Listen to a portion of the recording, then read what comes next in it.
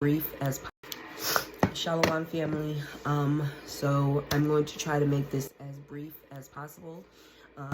This public spectacle has been dragging on for weeks now. Obviously, if you're in the Israelite community or even the Christian community or the Muslim community, at this point you've heard of the allegations and the exposing of my husband, Gorilla Hebrew. However, you've seen evidence and you've probably heard my friends defending me, whether it's in a clubhouse room or YouTube or whatever, but you haven't heard from me yet. And the reason that things have come out in the way that they have come out primarily is because of me, and because of that, I have to speak now, and my husband, quite frankly, has really left me no other choice but to defend myself, which I told him that I would do if he lied on me.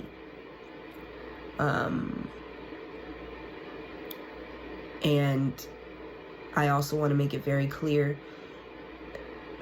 as much as I love you, Israel, I don't need your approval. My husband needs your approval. He needs you to believe him more than he needs or wants the approval of the Most High.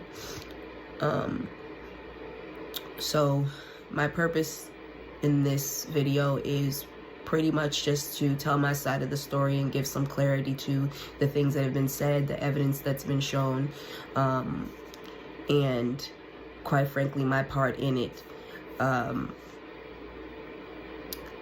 And I didn't want this spectacle. I didn't want this big public thing, and I didn't want this, and I made this very clear to everybody from the onset of this. This is not what I wanted. However, I believe this is what the Most High wanted.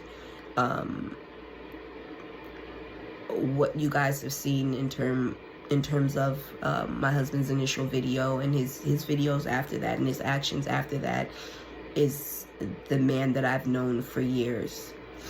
A man who can look you in the face and cry and repent, and at the same time tell half-truths and whole lies, all in the name of self-preservation and to escape accountability.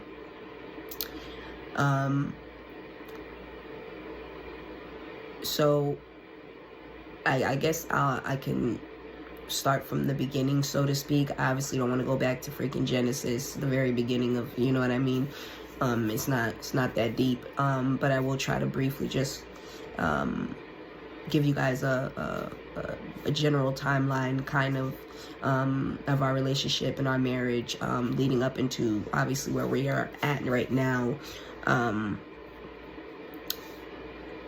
So met my husband back in I want to say late 2018, early 2019. I was already in the truth, maybe about a year and a half. I was still in the Christian church, but transitioning my way out. I was kind of more rooted by, relationships and being connected, and just kind of not wanting to abandon the people that have been a part of my life my whole life, or at least to me it felt like my whole life. So I was probably a year and a half into the truth when I met my husband, which was actually online. It was a simple shalom in the inbox. I used to always tell him, you had me at shalom. So that's how it started. And in the beginning, I didn't even know who he was. I came into the truth off videos from HOI and AOC. I didn't know who Gorilla Hebrew was. I didn't know, anything like that about him. I didn't know he had a congregation. I only found that out, a little ways into our relationship. And I know in one of his rants, he had talked about how when he met, or he took me out of a 1-bedroom apartment and all of that. But when I met my husband, he didn't have a car. He didn't even have a license, and he too was living in an apartment with Naya, who's the first wife, Hassad, and 2 children. I believe it was like a 1-bedroom apartment as well. So whatever. So when I met him, he was Guerrilla Hebrew, but he was not the version of Guerrilla Hebrew that he is now. So we met, we talked for a while. Obviously, it was long distance. I believe he was in Washington for a time, or he had just moved to Texas at the time. He also had another wife. Her name is Tiffany. I never got a chance to meet the sister, but I heard about her. I believe their marriage was phasing out by the time I came on the scene. So, fast forward, we court for months, probably about 7 or 8 months before we even met. And the majority of the time, like, he just spent like just teaching me, you know. I learned a lot from him. I was still new in the truth. I knew some things, but you know, I was still watching, you know, AOC and HOI and you know, other camps. So I didn't have any like solid doctrine, so to speak, at the time. So, you know, he was able to mold me fairly quickly in terms of my understanding. And I welcomed it because I was new in the truth. Very knowledgeable brother. A Haitian man, of course. What luck. I can't seem to stay away from Haitian men. But anyway, so everything just lined up. Over time, I did start to notice in conversations as things got a little bit more heated. Now, understand, in the beginning of this, we were long distance, so we hadn't had sex yet. We weren't married for the first, like, at least 8 or 9 months. Like, we were long distance. We had premarital counseling with the Elder Shalama. I believe it was Elder Shalama. Could have been another elder, but I'm pretty sure he did our premarital counseling before we ever laid down together and everything like that. So, I started to notice, you know, little comments and things that he would make in the realms of what I now know to be a cuck fetish, but just things about, you know, interracial and white men and things like that. And I can't even really tell you why I entertained it at the time, or, you know, why I kind of didn't like sound the alarm on it or whatever. I did think that it was odd.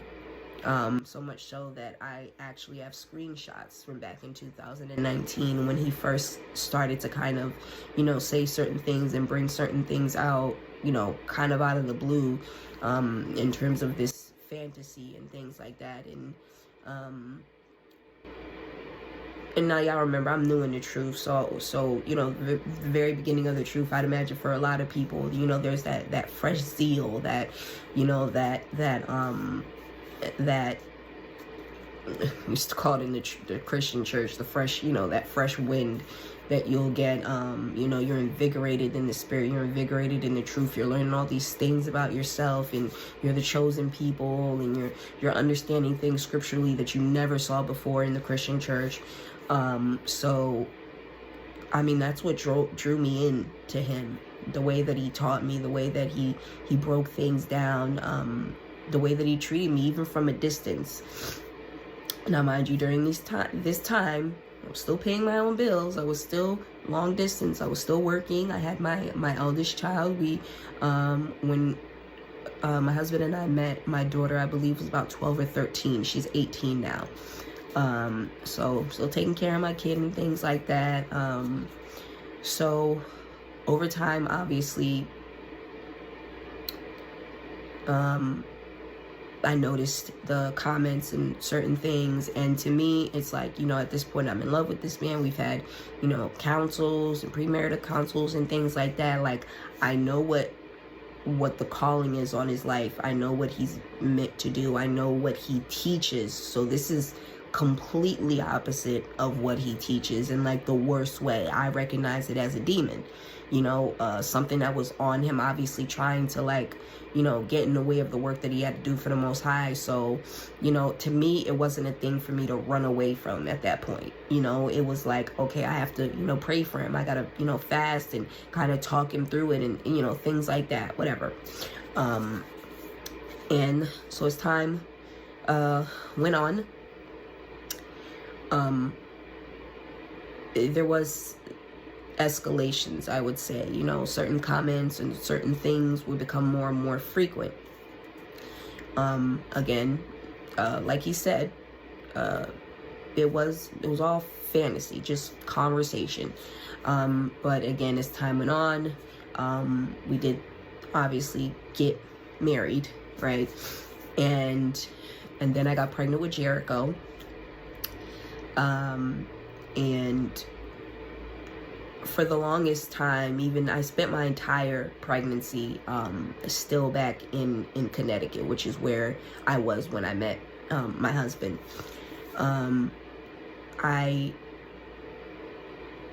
There were things that I was uncomfortable with in terms of the fetish, but that wasn't the biggest thing for me. It was just, you know, just finding out different things in terms of, you know, the Naya, who was his wife before, who he was with before he came into the truth. Just hearing about how he was dealing with her and things that were happening in, you know, in the house that she still lived in with him, which he had told me in the beginning they were not together, but he didn't tell me later on down the line that they still lived in the same house. So I was finding things out later on. So there were things that that kept me from moving to be with him once he got to Atlanta. So when he says things like, you know, over the span of 5 years, me being disrespectful and what else did he say? I was disrespectful and disagreeable or whatever. What he's leaving out is the fact that for at least 2 of those years, we weren't even in the same state. I spent my entire pregnancy with Jericho in Connecticut. I gave birth to him in Connecticut. I didn't finally move to Atlanta until Jericho was, I believe, about 6 months. So I worked my whole pregnancy, gave birth to Jericho, was on maternity leave, or actually, for the record, he paid my rent one time while I was on maternity leave in Connecticut, because I, you know, used up all my maternity time, and I just couldn't stand to leave my son. So I wanted to take like an extra month off. So he did pay my rent that one time out of those 2 years, for the record. Because it seems he's roped me in with his other women in terms of saying it's about money, or, you know, whatever ridiculous excuse that he's using. But so I ended up moving when Jericho was about 6 months, and I moved with him into a house in Atlanta. I was there for only about 3 months. Not only had the conversations about the cuck fetish increased, and kind of like the need for the conversation, but there was just other things that were going on that I was uncomfortable with, that just didn't walk with what he taught, didn't walk with the things that he told me before I moved. And then honestly, I think I just got a little skittish and a little scared, because I'd been independent for so long and had taken care of myself for so long, and here's this man who's now my husband, and he wants me to pack up my whole life and leave, you know, everything that I know, to be with him. And it was just scary for me to have given up so much of that control. And once I had moved and I was in it, I was overwhelmed by it, and I was overwhelmed by the way that I saw him move behind closed doors. And I was concerned about the cuck fetish, and I was concerned about, you know, ways that he wanted me to dress, and the way he dealt with Naya. And honestly, by that point, he had Tiffany, Naya, or he had reconciled with Naya at that time. Unbeknownst to me, he reconciled with her while she was pregnant with somebody else's baby.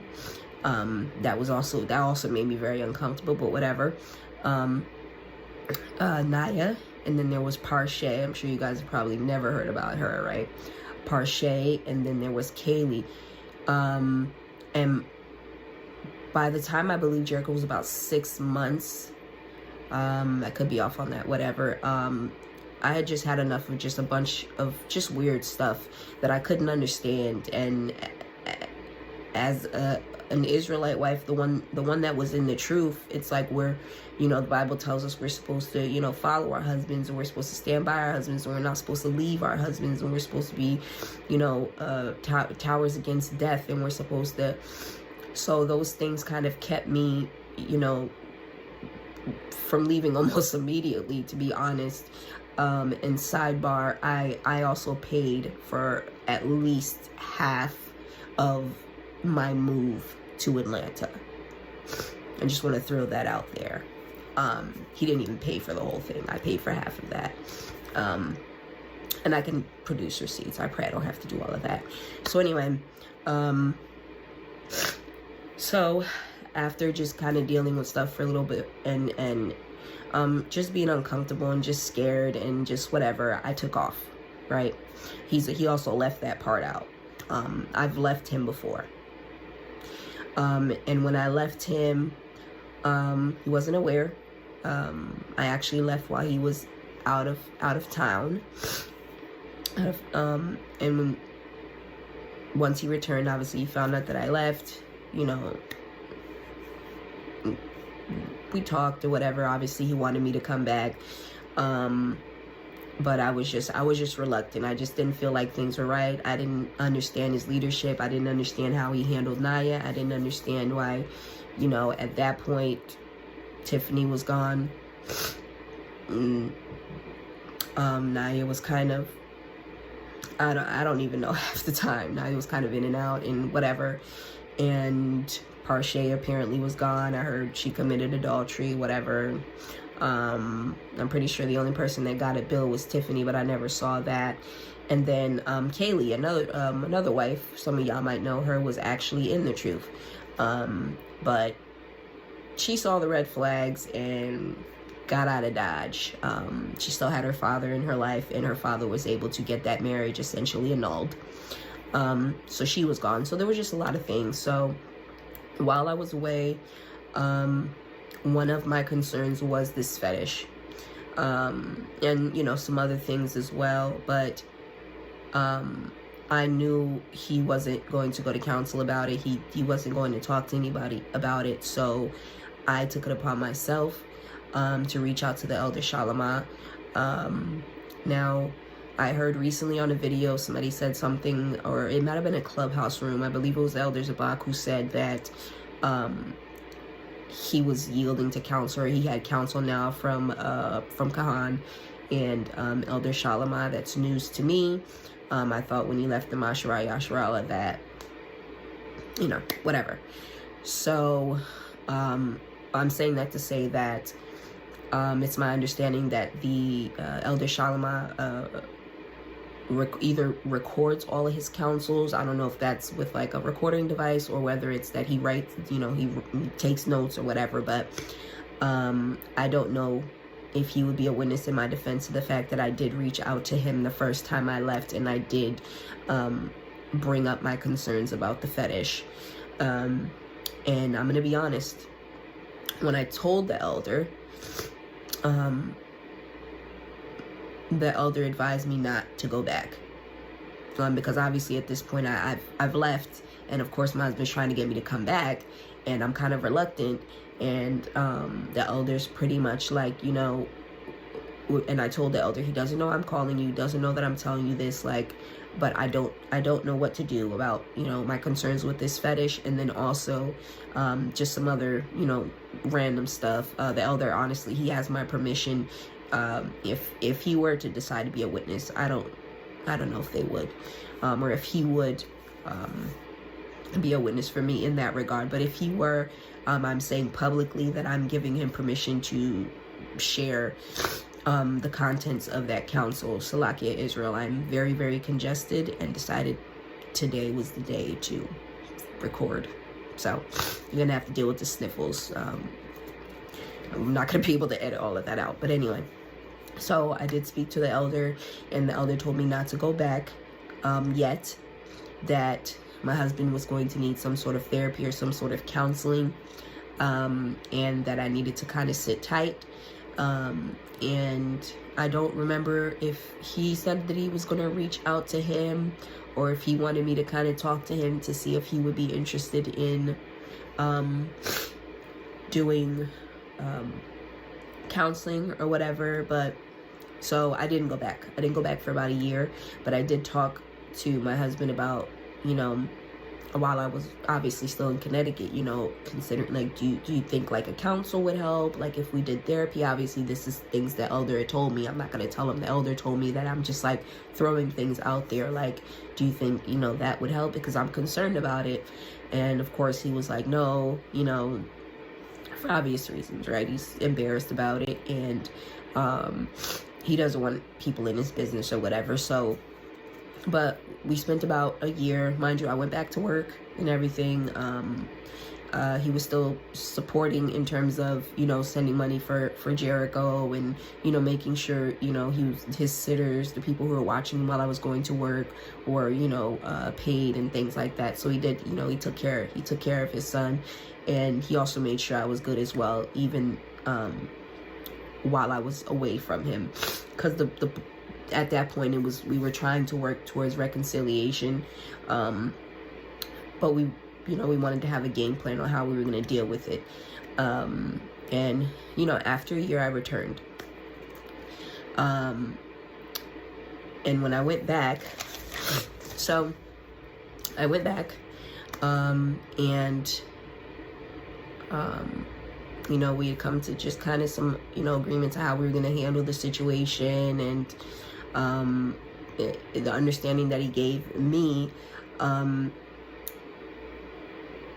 was, as long as, you know, we didn't go outside of our marriage bed, you know, the marriage bed is undefiled, as long as we didn't do anything outside of our marriage bed, and it was kept, you know, with between us, and with phone conversations and, you know, whatever, or text messages and things like that, you know, it wasn't sin.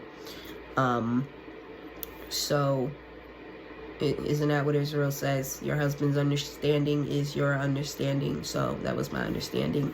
And again, like, and it is true what he's saying as far as it was fantasy.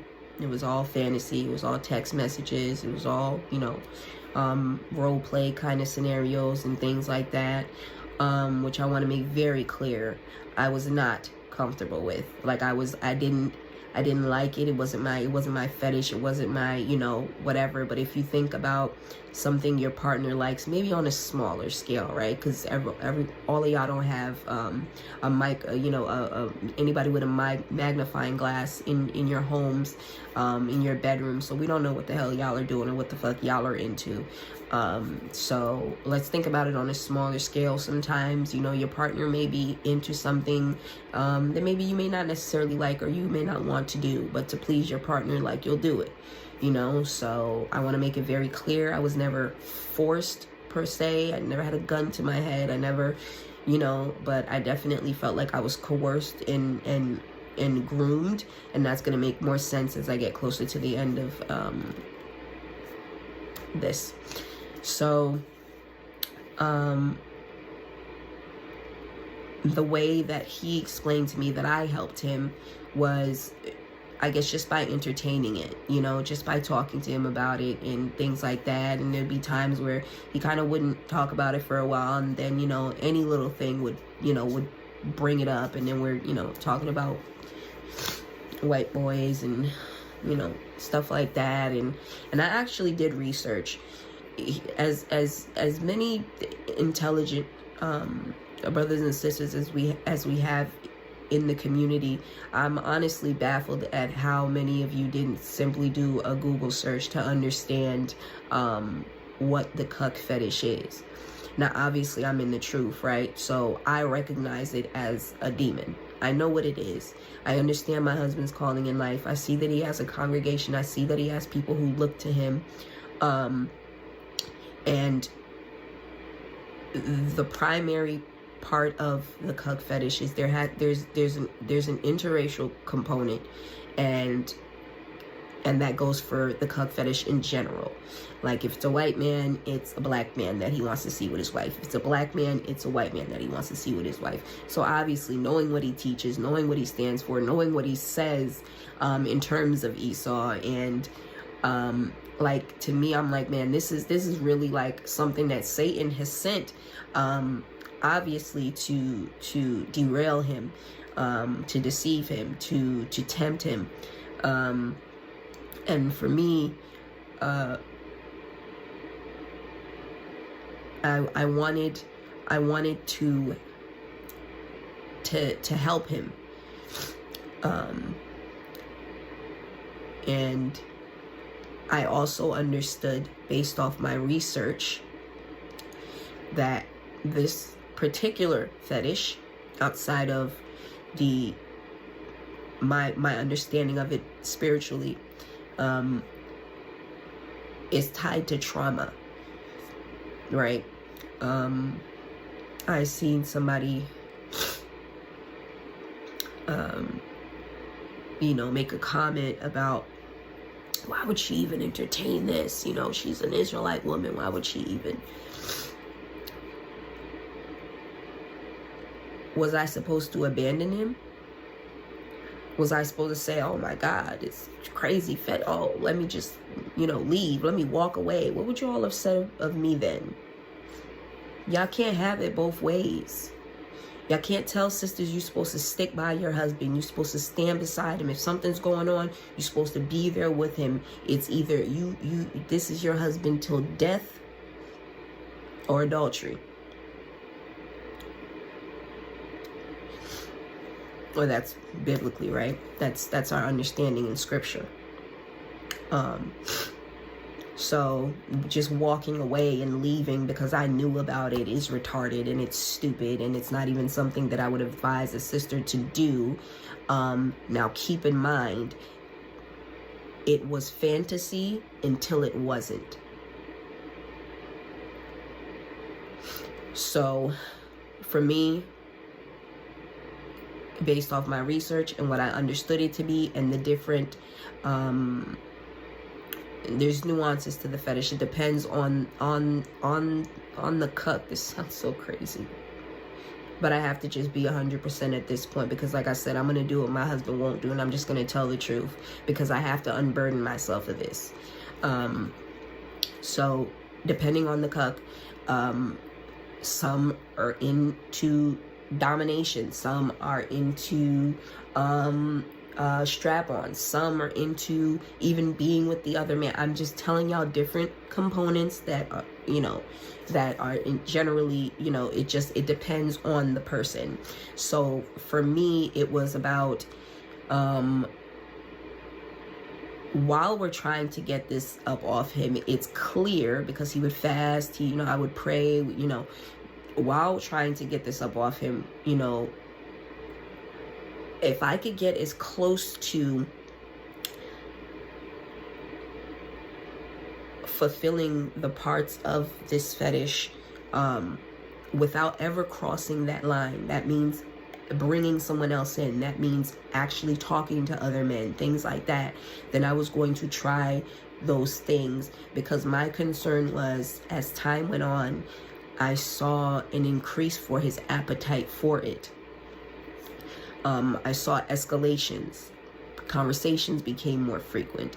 The smallest things would cause him to make certain comments. We could be talking about something as random as Walmart and the white security guard that works there. Right? I won't get into that. My husband knows what I'm talking about, and he knows I'm not lying. I pray he doesn't make me prove it. So, things like that. And I started to become concerned as time went on. And Naya knew about it as well.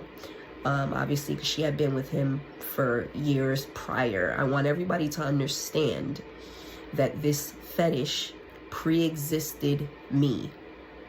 It was here before me. It was here even before he came into the truth. And whatever it is, he's trying to almost paint this picture as if I'm the reason for it, or I'm to blame, or whatever. Like, that's not the case. It's nonsense. So anyway, but again, like I said, as time went on, I became concerned, because there was an escalation with him. It just seemed like it just became more and more and more like it needed to be a part of our sex life. And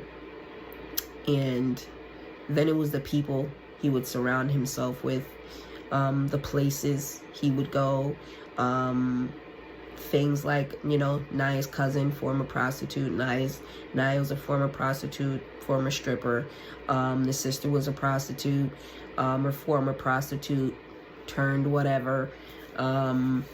But it was just, and these were the kind of people that were around him. This was the kind of him going into clubs. You have to understand, like, he'll say shit like I was disagreeable and, you know, disrespectful, but I knew the kind of demon that was on him. I knew being around certain women, going into certain places like these clubs and things like that, all of these things are temptations. I had a fear that he would eventually seek this out elsewhere, because he knew, despite what I was willing to entertain within the confines of our marriage bed and text messaging, that I would never cross that line. Although he tried to get me to.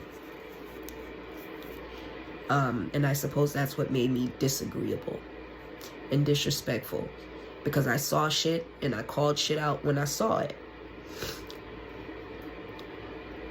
I don't know if anybody found it strange who follows my husband on any of his social media platforms. I don't follow him. I never have. That doesn't mean I don't support him on YouTube and things like that, but this was my way of staying in order, because there were things that I saw in places I seen him in and women I seen him around that I was concerned about because of what I knew he was dealing with. I'm supposed to be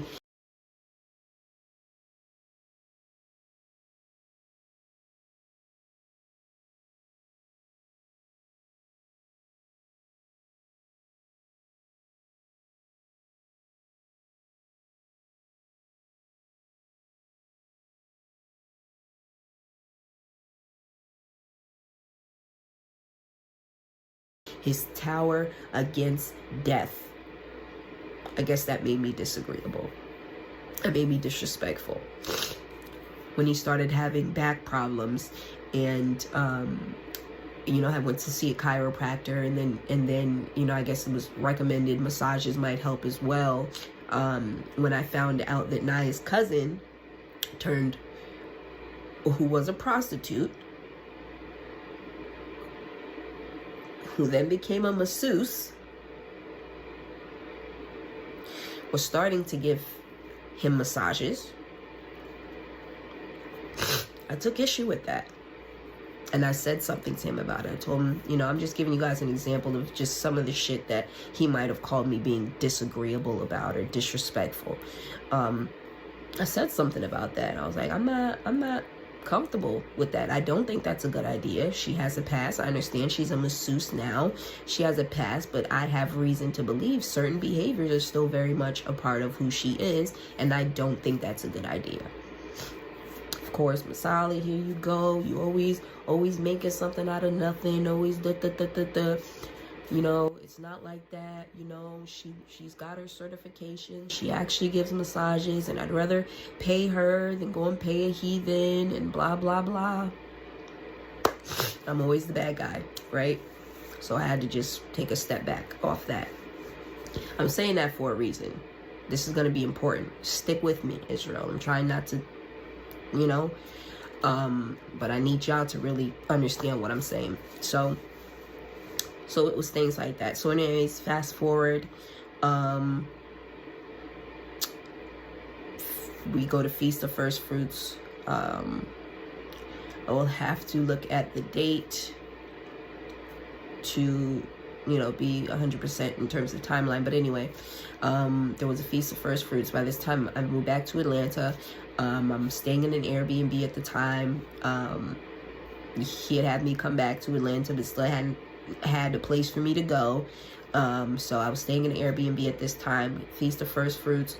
We were at the school. I don't recall what it was that Naya had told me or had revealed to me that he hadn't told me about, but whatever, it pissed him off. Because it pissed me off. I got upset because I found out, obviously, some more stuff. There's one thing my sister wife was good for. Like, she would tell me shit that was going on that he didn't want me to know about for obvious reasons, because I'm in the truth. If anybody's going to tell him he's dead wrong about something, it's going to be me. which is what made me disagreeable and disrespectful. So we're leaving Feast of First Fruits. I'm upset with him about what Naya has revealed to me. He finds out Naya revealed it to me. And this is the first time that I witnessed with my own eyes him assault her.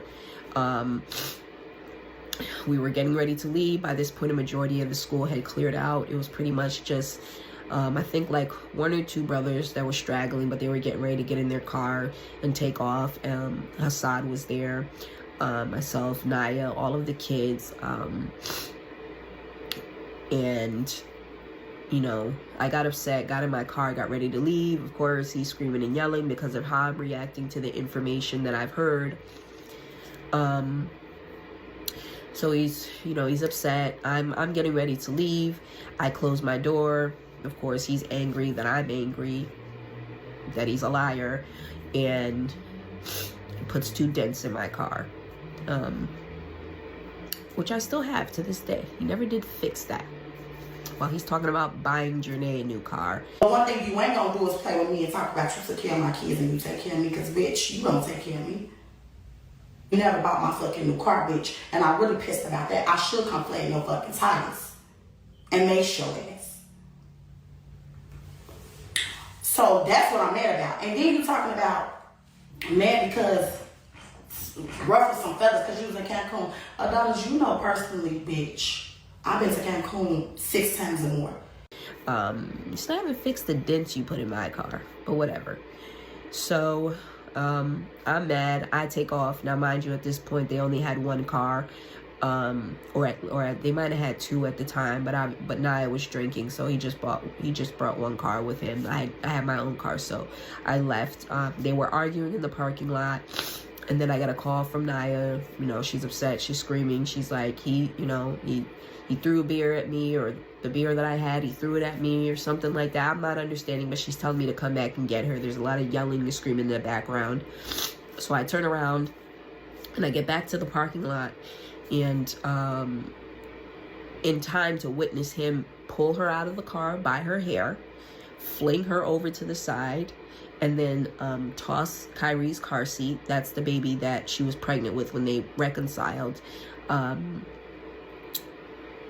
And, you know, he was obviously with her at the time. And, you know, kind of got back around and, you know, got in his side of the, you know, the driver's seat. The kids were in the car. He kept the older 2 kids that they have together in the car with him. Hassad was there. He witnessed everything. And, you know, I took her and brought her back with me to the Airbnb. She had a chunk of her hair missing.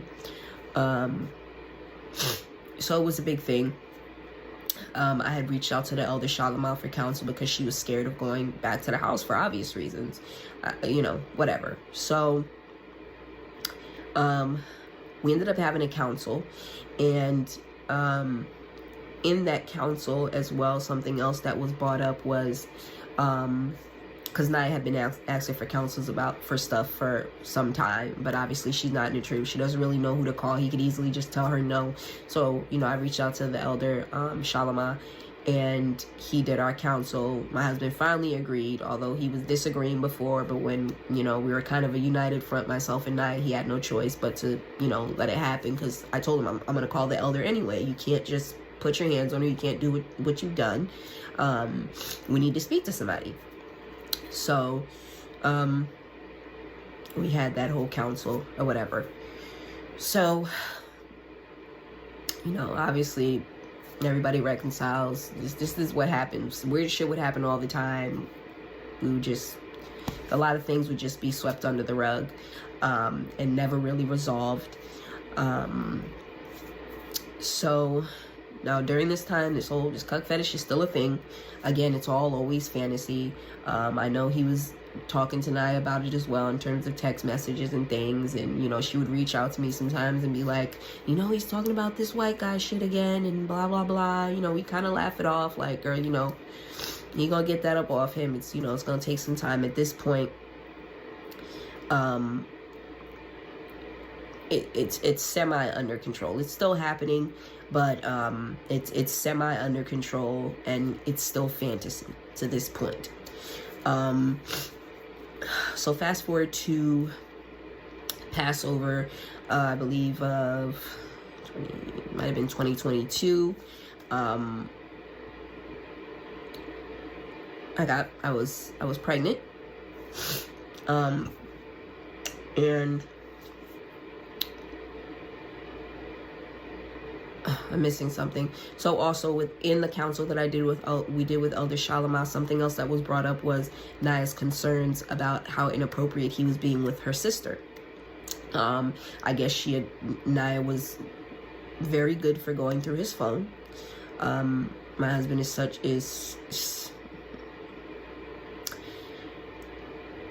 he doesn't put passcodes on his phone. He doesn't feel like he should have to, which I guess he's right, he doesn't. He's just that confident about just doing whatever it is he wants and not giving a damn whether one of his wives were to go through his phone and see it. I think I went through his phone one time. Never did it again after that. I would highly advise sisters not to do that. Tell them that all the time. Even if you have the opportunity to go through that man's phone, don't go through his phone unless you're prepared to find exactly what you're looking for. So anyway,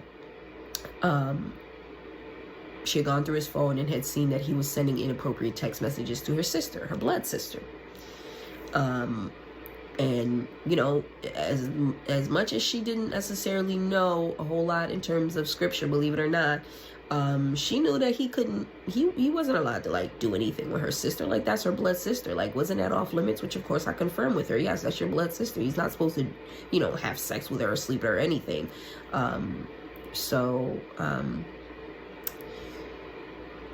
We talked to the elder, brought it up to the elder. Of course, he's telling the elder, like, yeah, you know, I was saying, you know, inappropriate things in, you know, an Instagram message or something like that, but I would never do anything with her. Like, you know, they're just complaining about something that hasn't even happened or whatever the case may be.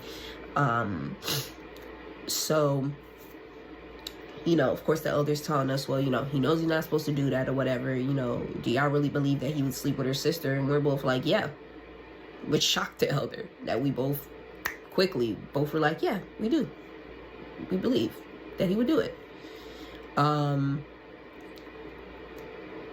there's a multitude of reasons, but obviously I'm trying not to make this video 6 hours long. So there's some things I have to skip over, but just know that we had a reason to believe that he would do it. So fast forward, that situation happens.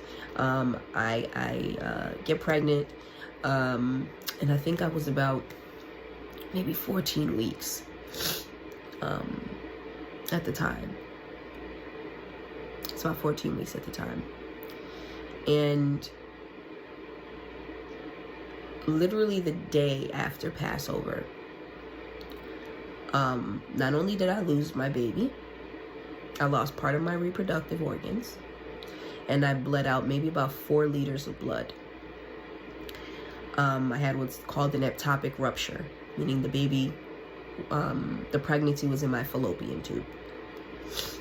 And I hadn't gone to the doctor yet. Once I found out we were pregnant, I still hadn't set up a doctor's appointment, which was so strange. I don't even know why. To this day, I couldn't tell you why I didn't.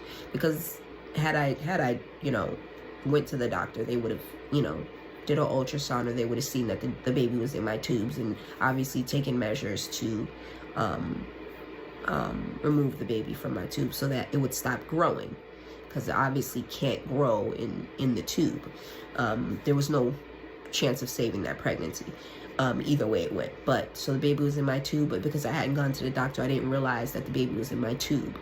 So what happened was the baby kept growing, or, you know, kept growing in my tube, and essentially ruptured my fallopian tube, causing me to bleed out internally. And I didn't even know that's what was happening. We were actually supposed to do a whole testimony video about this, but it wasn't as important to my husband as it was to me. But a couple of sisters I've told this testimony to. So that was kind of a trauma for me in terms of Passover and taking Passover unworthily. But when I talked to him about it, what he told me was that the reason that that happened was because of something that he had done that the Most High wanted blood for. Now, if I just go back a little bit, Naya had also been pregnant maybe a couple of months before that, and she had also lost the baby. And for some reason, nobody can really explain, she bled for a really long time after that. And so when this had happened with me, he said the situation with Naya, losing the baby, and then having that unexplained bleeding for so long, and then the same with me, he said that that was due to something that he did that the Most High wanted blood for. At that point, he had told me that whatever it was that he did was the reason that what had happened to me and what had happened to Naya had happened. At that time, he never told me what it was. He never went into it. And I accepted it. What a lot of people have to understand is some of the stuff that you guys are finding out now, in terms of like Shamila, which is the blood sister of Naya, the one that he slept with. I did not know until everything came out. That's why when I'm hearing people saying, well, she knew this kind of stuff, why would she just wait till now to bring it out? There's a lot of stuff I didn't know about. All of the other sisters, some of the additional evidence from throughout the years, sisters who have been solicited in one way or another, like the sister in Philly, that evidence was also provided. Things like that I didn't know about. I didn't find out about those things until you guys found out about those things. So, in hindsight now, when I think about the timeline from my understanding, I believe that him sleeping with Naya's sister is what he was talking about. But I could be wrong. Anyway, so that happens, and of course I'm gutted by that, by losing my baby, not understanding why.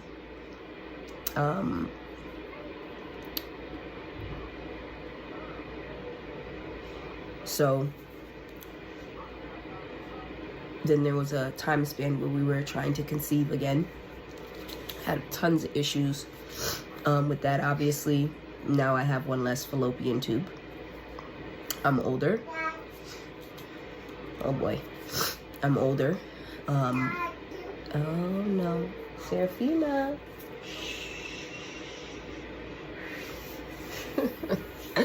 I'm screwed. She is up.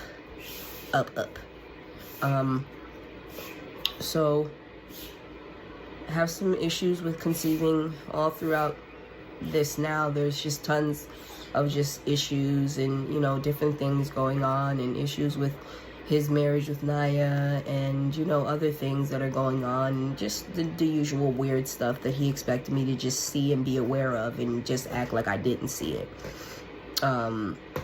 The things he wanted me to just sweep under the rug and like not act like they were sin, not act like certain things didn't walk with the Bible. Like, that's what made me disrespectful. That's what made me disagreeable. That's the truth of the matter. Of course, he'll deny that, but at this point, I'm his only wife that's actually in the truth. Where are you going? No. Oh my God. Ariella, can you blur her out? Let's put you under this. Can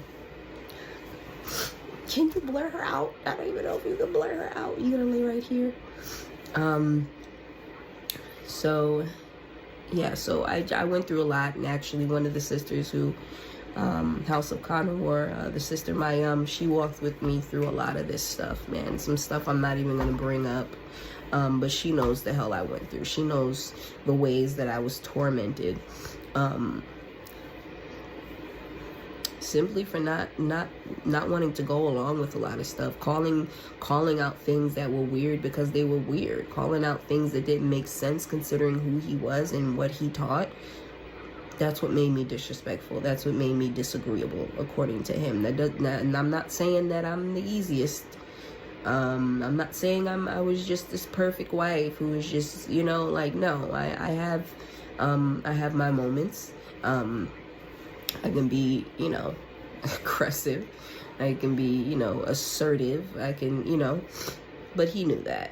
And like y'all heard him say out of his own mouth, he liked that. So, you know, him now using that as the excuse for why he allegedly put me out, which quite frankly, I'd love to see biblically where he can just put me out. I want to see in the law where he can just put his wife and his children out because the wife is disrespectful and disagreeable. You had a wife who committed adultery. Like, did you put her and your children out in the streets? No.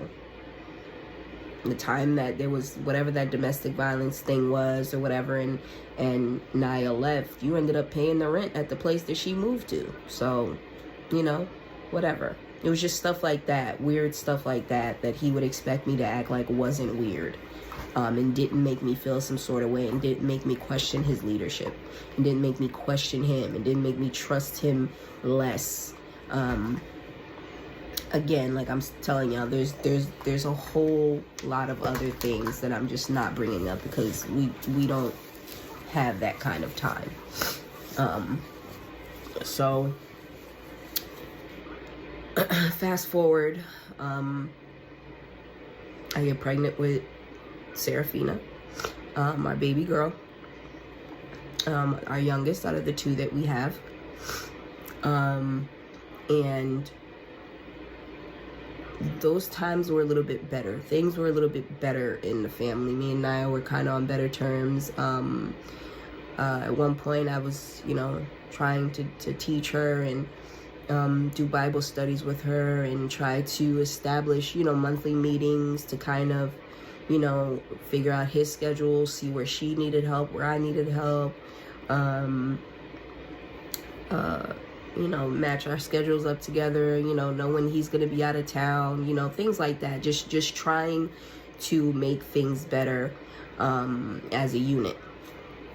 Of course, all those things fell through because as our husband, he didn't make it his priority to structure things, you know. He was more of a leader to y'all than he was to us. To all my brothers in Sakari who are hurt, I love you niggas. I wouldn't trade none of you niggas for the world. If y'all got to bag up, I understand. Unlike other situations, I'm not going to have the harsh judgment that I would because I understand the gravity of this situation. I understand, you know, how negative of a look this is. And, you know, it was an honor serving you niggas, honor teaching you niggas.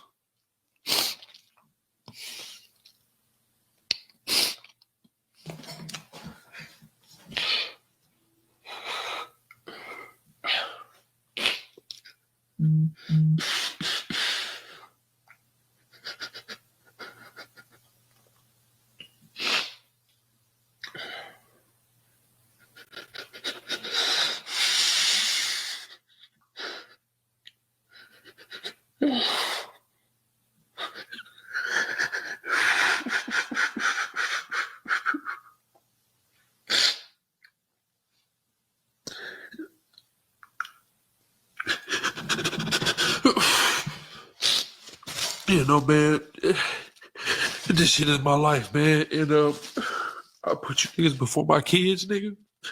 I put you niggas before everything, man. I put you niggas before everything, man. He was more of a leader to y'all than he was to us.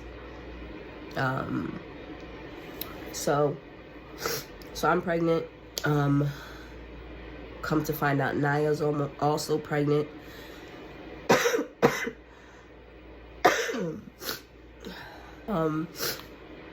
Well, pregnant at the time, obviously. I'm sure you guys have seen that Passover picture. Respect the shooter. We were both pregnant at the same time. Nia was maybe about 3 or 4 months ahead of me. And this thing is going on the whole time. In terms of, as far as I know, with he and I, in terms of just conversation and text messaging and things like that. Things that continuously escalated, obviously, where, it got to the point where it was overwhelming to me at times. It was just kind of like, can we just not talk about this? Or, I'll make a comment to him just like, I wish you were here more or something like that. And, that would turn into, this is why you need a boyfriend, stuff like that. So he's right. Everything was fantasy until it wasn't. So fast forward to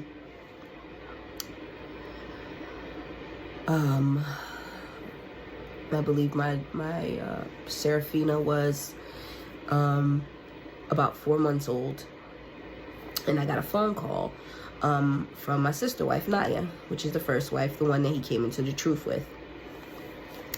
And she is upset. Now, mind you, before this, she had just given a birth, maybe, like I said, she was about 3 to 4 months further along than I was. She had given birth, excuse me, and she was going through a lot of, different things, and, whatever struggles they were going on or had going on with their marriage and things like that. Now, mind you, there's a lot of things I don't even know is happening.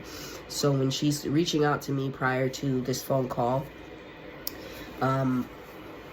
she seems really low in the spirit. She's, she's saying things like, I can't do this anymore. Like, you guys should just I can't do this Israelite thing anymore. Just, and I didn't understand it too much then. Obviously, I understand it now. Thank you, Momo. So, leading up to the phone call, she had just been acting really strange, and so leading up to the phone call, she was, Serafina, come on, can you go watch Megamind, please, so I can finish this? Go watch Megamind, or you have to lay still, okay? I know, Mama. Go to sleep. So one night she calls me. Serafina's about 4 months old, maybe between 3 to 4 months old, and she calls me. Naya calls me, and she's upset. She's crying on the phone. She's calling me from a number I don't even recognize. She's crying on the phone. She's upset. Yes. So Naya calls me. She's upset. She's crying on the phone. She's telling me something about her cousin, and that, Adonis, obviously by now y'all knows is Chief. That's his government name. Adonis is, he had sex with my cousin, and he paid her to dominate him and all types of stuff. And I'm in shock. I'm just like, what? Because at this time, sexual activity for the most part had ceased, obviously because of the separation time, from when, I had my daughter. And, just that, and then I had our son as well, and, I didn't have time, nor did I want to really entertain even text conversations or anything like that, so I wasn't entertaining it at all at this time. So, she says all this, she's talking about she's gonna expose him, and this, that, and the third, and I'm in shock, because I'm like, what? Why would he? Mind you, this is the cousin I had been concerned about. This is the cousin that I had said I didn't think it was a good idea for him to be around, etc., etc. So I call him. I remember having Sarah in her carrier on the front of my chest. She was in her carrier. Girl. So, Naya calls me. She tells me about what allegedly has happened between my husband and her cousin. Of course, I'm like, what? She's like, he's now not giving me the kids. He's telling me I can't take the kids. I'm leaving. Blah blah blah. So I get on the phone with him, and I'm like, what is going on? That's when it's revealed to me. Like I said before, it was all fantasy until it wasn't. he reveals to me on the call that Naya he had created accounts for Naya on, I guess, Tinder and I don't know, what other platform, whatever it was, or app it was that they used. But she had been entertaining the fetish at a larger scale than I ever had. She had actually logged into these accounts. She had actually started corresponding with these white men. And unbeknownst to him, and even admittingly, even from her, she met up with one of the men, and sex or something or whatever happened, and she contracted an STD from it.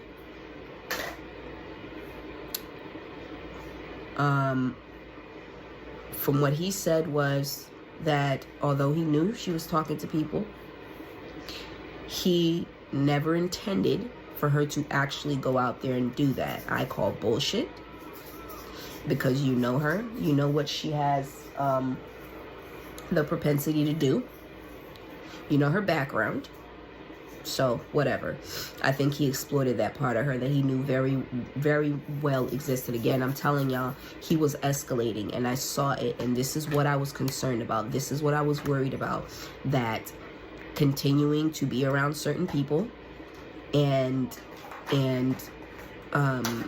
certain things were only going to feed this thing more.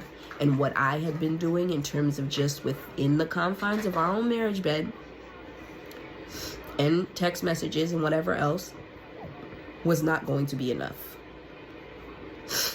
And later on after this, he had actually told me that I was his methadone. So if you know what methadone is, usually when like a heroin addict is trying to, come off of heroin, you can't just cold turkey a heroin addict. You're more likely to kill them from withdrawal symptoms if you do it that way. So what they'll give you is a synthetic form of the drug, which is methadone, to taper the addict off.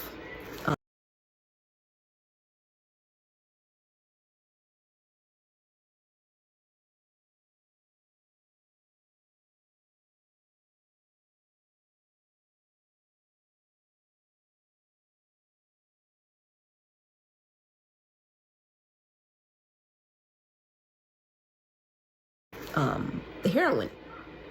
So, for reference, just to help y'all understand, the cuck fetish was the heroin. I was the methadone that was trying to get him off the heroin.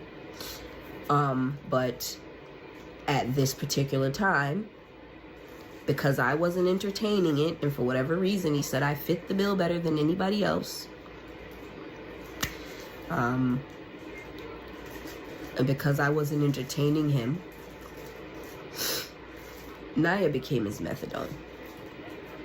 Unfortunately, Naya became the methadone laced with fentanyl, because she actually did the shit. She actually went out and did the shit. So he tells me that he did not know that she was going to do it.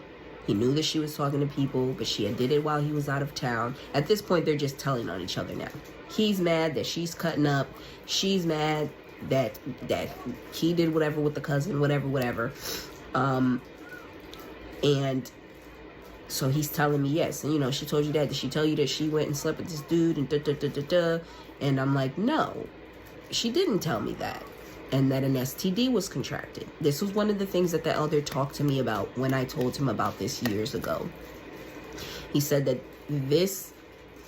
that I shouldn't go back because there needs to be therapy, something needed to happen, because this kind of thing leads to a spirit of prostitution. It can lead to disease, etc., etc., etc. So, of course, all my worst fears are coming true.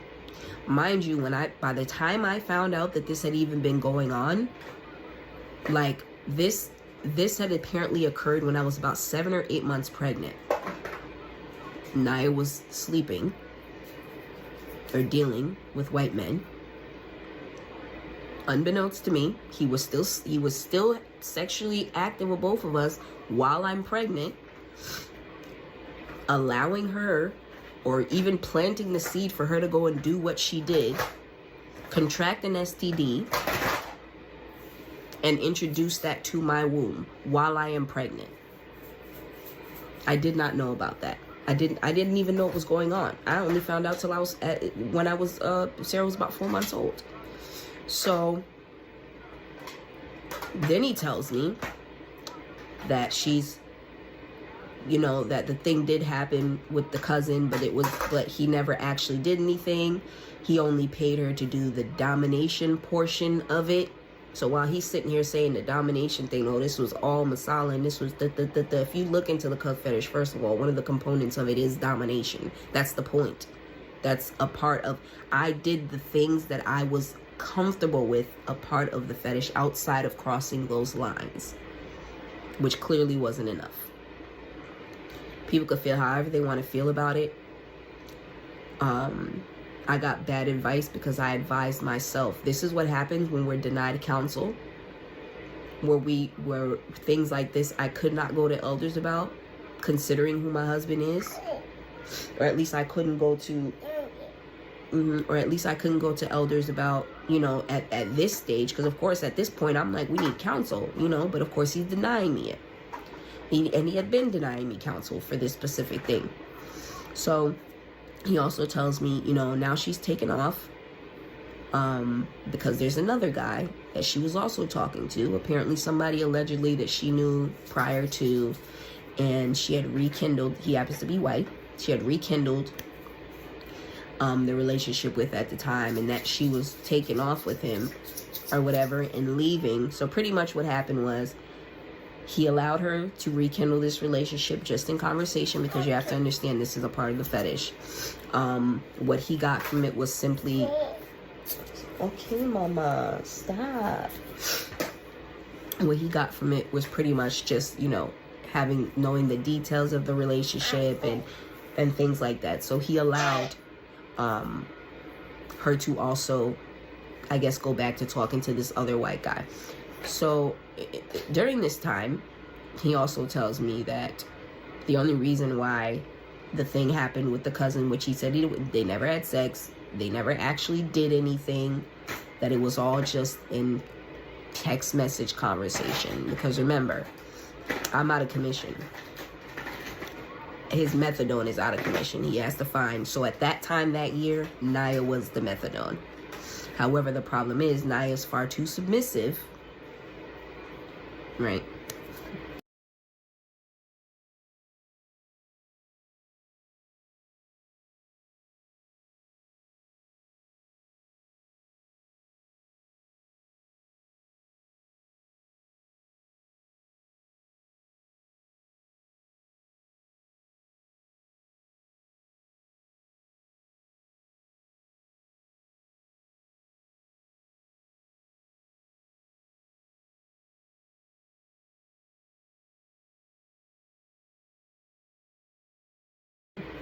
Far too submissive to do the domination portion of the fetish.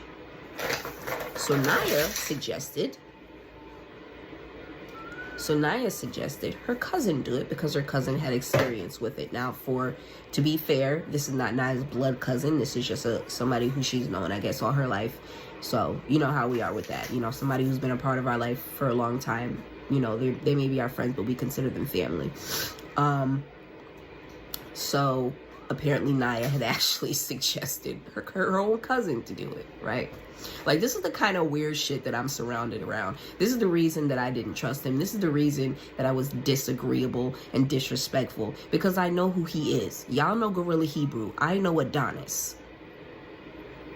He gets to spin narratives behind the scenes. So all throughout this time, all these things are happening during, during these years and stuff. Like, I'm isolating myself more. Like, I'm less comfortable, going around sisters, because I know the kind of shit that's going on. Like, I'm burdened by it. Like, I feel terrible about it. I feel like I shouldn't be around the sisters. Like, and when I'm around these people, these sisters that I call my friends, like, I can't even tell them what's going on. Like, I'd have to, because of who my husband is, who's I supposed to go to? While y'all talking, who's I supposed to go tell? Niggas that call him a church father? Who's I supposed to go tell? In the community. Particularly when this happened. Because this is the catalyst to why we are where we are right now. Because everything was fantasy until it was no longer fantasy. That's what changed. That's what made everything worse. Because he actually did it. And to make matters worse, he opened me up to disease. That the STD that she caught was chlamydia. That chlamydia could have easily been HIV. While I may have been entertaining some things, my legs were closed to everyone but my husband. So, find out about the cousin and things like that, and then also I found out about this other dude. And that's apparently who she's taken off with. So pretty much what happened was his plan backfired on him. What he wanted out of that was simply for her to, what was it that he said? He just wanted her to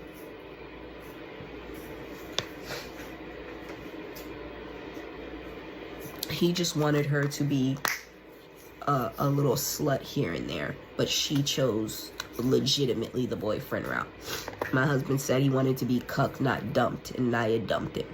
She fell in love with the second white boy that he knew about. So while he was saying to me, oh God, man. So I found out this other relationship he was aware of as well. So when he told me that the first incident with the other first white dude was not, he hadn't told her to do that, like he didn't expect her to do that, whatever, which again I call bullshit on.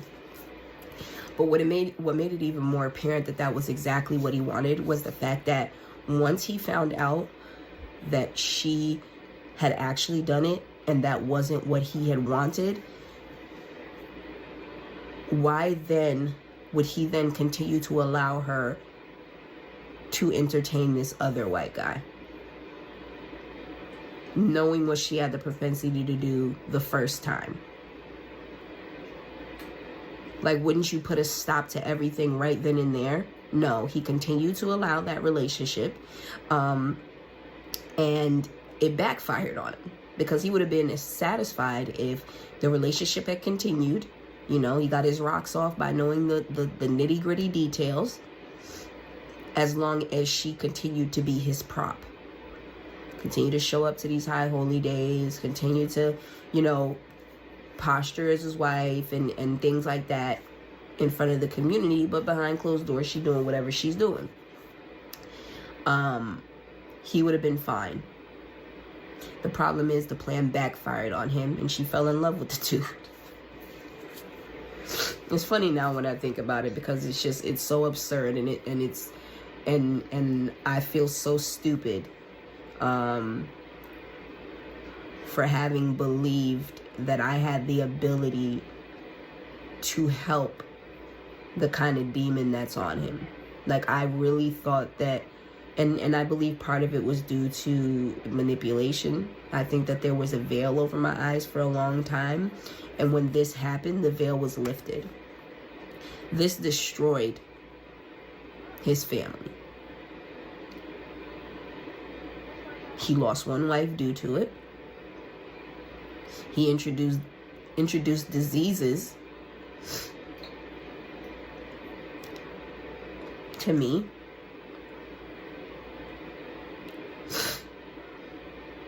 Naya took off. to be with this white guy, who I later find out had already moved down here, was living at her sister's house, and I guess paying rent to rent a room there or something like that. There was a time for months that she was back and forth, like he was giving her grace on the situation, giving her the opportunity to come to her senses and leave dude alone and come back home. This whole time, though, he's not letting her take the kids. He's holding the kids because he doesn't want his kids around this white guy or whatever, considering what he's taught them their whole lives, which is just crazy, because it's like, you don't want them around the white man that you allowed their mother to be with, essentially. Like, it's absurd. And of course, then the responsibility of being the wife now, once everything is gone, once everything is crazy, now it's okay, well, now I'm not letting her take the kids, and Masala, now you got to take the kids full time. Mind you, she just had a baby and I just had a baby. We still got 2 infants. We have our son, who, by the way, many people may not know, because as much as he act like he wants his kids, I don't see him talking about his autistic son. While he's talking about Captain and Captain hiding his son allegedly, or playing whatever, or daughter, and playing whatever clip it was that he played when he threw up that smoke screen against ISUPK. How many people know you have an autistic son? Oh. So, on top of that, and the damage that it had done to our marriage, like, I was overwhelmed. I was like, I don't understand how, based off what you guys have done, now the consequences of your actions need to be visited on everybody else. Now the kids are separated from their mother. Our marriage is in shambles. Your marriage with her is in shambles. She's kind of back and forth. He is actively still trying to woo her and reconcile and talk her back into the home, because now he has the kids full time. You know, the brothers are over there. I know the brothers saw the back and forth. Y'all may not understand, but maybe y'all understand more now what the hell was going on. He was giving her time to get the adultery out of her system and decide that she wanted to come back home. He was giving her time.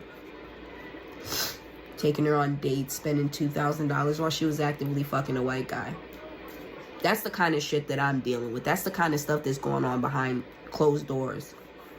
While he's spinning whatever narrative he's spinning to the Akim about me and my behavior, and why I'm now standoffish, and why I don't want to be as helpful with the children, because the narrative he spun for her, about her to them, was her just taking off and being a deadbeat.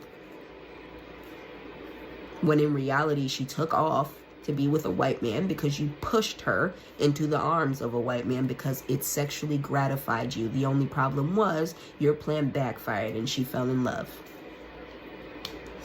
So obviously our marriage is in shambles. Now I don't trust him. Now I'm scared. I don't know what his motivations are for anything. I don't know what's going on. I have virtually a newborn. We have my son, who's almost like having 2 children. I have my daughter who's getting ready to phase into going off to college. Like, when I found out, which something I also saw somebody say, why did she leave? I've been financially handicapped by this man for years. Now, I'm not saying, like, he wanted me to be a stay-at-home mom, so obviously financially I was dependent on him. I just had a baby. Where was I going to go? What was I going to do? Who was I going to go to for counsel?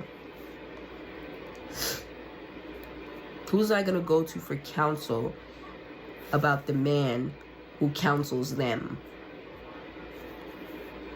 See, everybody seems to think this is such an easy situation. This is the remedy to this was so easy. I should have just went to counsel. I should have left him. I should have.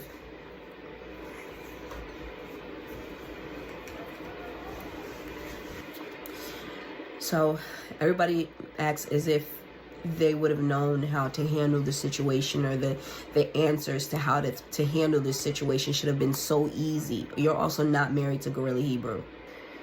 So, obviously a situation happens. It has just far-reaching effects. Like, this was the catalyst to where we are right now. So, from the moment all of those things went down, man, it was like just a domino effect that affected everything. It got in the way of everything. It made me isolate more. It made me not want to be around him more. It made me stop watching. I stopped watching him teach.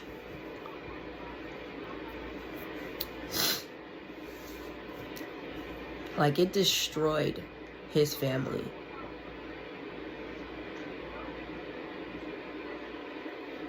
And he acts like it didn't even happen. He'll come on camera and tell y'all I didn't whore out my wife. I didn't whore out my, he didn't say wives. I think he said I didn't whore out my wife. But you have to understand that when he said that, he was being slick. No, you didn't whore me out because I didn't let you.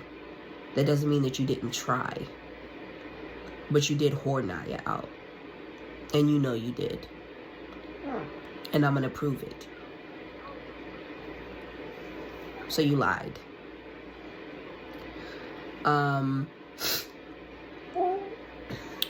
So obviously months go by. Work. Oh my God. It's just impossible, dude. Impossible. Girl, what do you want? She don't even want nothing. Okay, you gonna go over there and mess with something? Cool. Sounds like fun. So, okay, so, obviously this has had crazy effects. People even who, you know, in the YouTube classes and stuff like that. There was one moment that I was there and I was active and then I disappeared. Pay attention to the timing for that. There was a reason for that. I stopped watching him teach. I lost a lot of respect for him. I stopped trusting him. So yeah, I started being more disagreeable and more disrespectful and questioning everything because you're a liar. You are a liar and you're shameless. And that you have zero shame. Because you'll get up here and you will still try to make me seem like the culprit in all of this, the bad guy on all of this, and you know what you've done. The Most High knows what you've done.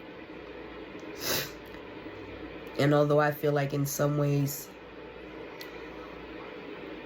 where we are now may have been mishandled, and the majority of that blame is on me, quite frankly, because had I not said anything, nobody would know.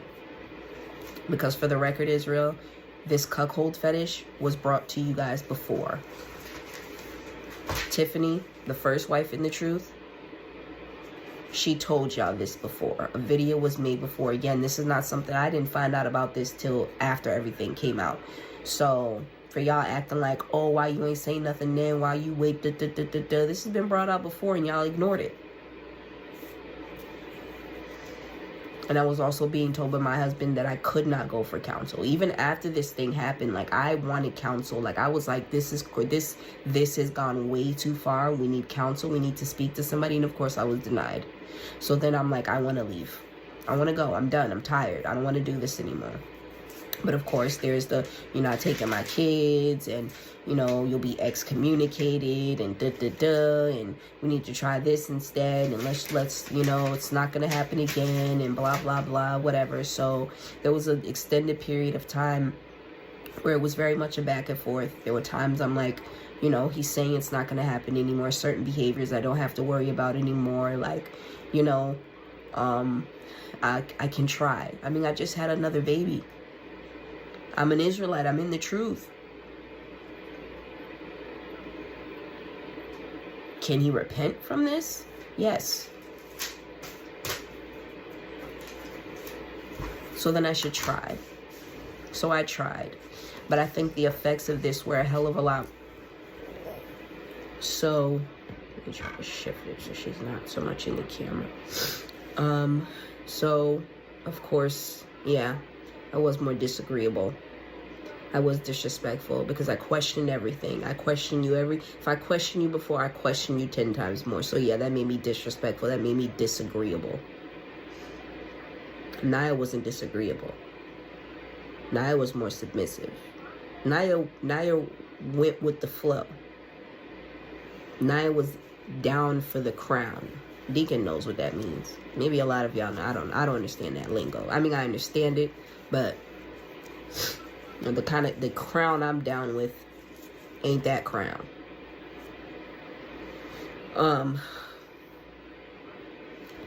And with Naya being all that and not disrespectful and disagreeable, that was the wife that you were able to get to sleep with white men. So I think I'm okay with not being that version of a wife that you wanted, because it's clear that you would have simply taken advantage of that. And you almost did. You almost got me to a point where I felt like just being with somebody else or just doing what you wanted, what you clearly wanted, was better than having to be in a marriage with a man who would rather see me with white men than with him. It destroyed my self-esteem. It made me insecure. It destroyed our marriage, and he knows it destroyed our marriage. It destroyed me, and he knows it destroyed me. So, anyway, fast forward. It's kind of back and forth. I'm saying I want to leave. Of course, he's not wanting me to leave. I don't really necessarily want to leave, but I kind of feel like I don't have a choice. So there's a lot of back and forth on that with him. And it's just as time went on, things just weren't getting better. And then fast forward to the Passover before this last Passover. Now knowing everything that I know, dealing with all the things we're dealing with behind the scenes, Naya's still actively in the midst of adultery, and then she gets pregnant. Up until the point where she got pregnant, he was still trying to reconcile with her. Like, he was still doing for her, still paying her phone bill. She's actively back and forth. Sometimes she'd be at the house with him and the kids, and then she'd decide she want to go back to her boyfriend. So then she'd go back over there. And of course, he said that he had to have grace in giving her time to decide what she wanted to do, because after all, he was the seed. He was the one that planted the seed that sprouted to the point that she was doing the things that she was doing. So he couldn't just be like, forget about her. But then she got pregnant, so of course that changes the whole ball game. He already has one child from adultery underneath his roof. Ain't no way he can allow her to give birth to another child conceived out of adultery, and this baby is an Edomite. So what he told me was, he wanted to give her the opportunity to come back, but if she had this baby, there was just no chance, because obviously she can't come to no high holy days with no white baby. To the Akim that lived in the house and were there helping with the kids and kind of saw that back and forth. That's what was going on, y'all. I know it's been told that he has been more transparent with the enablers around him. Did he tell you that?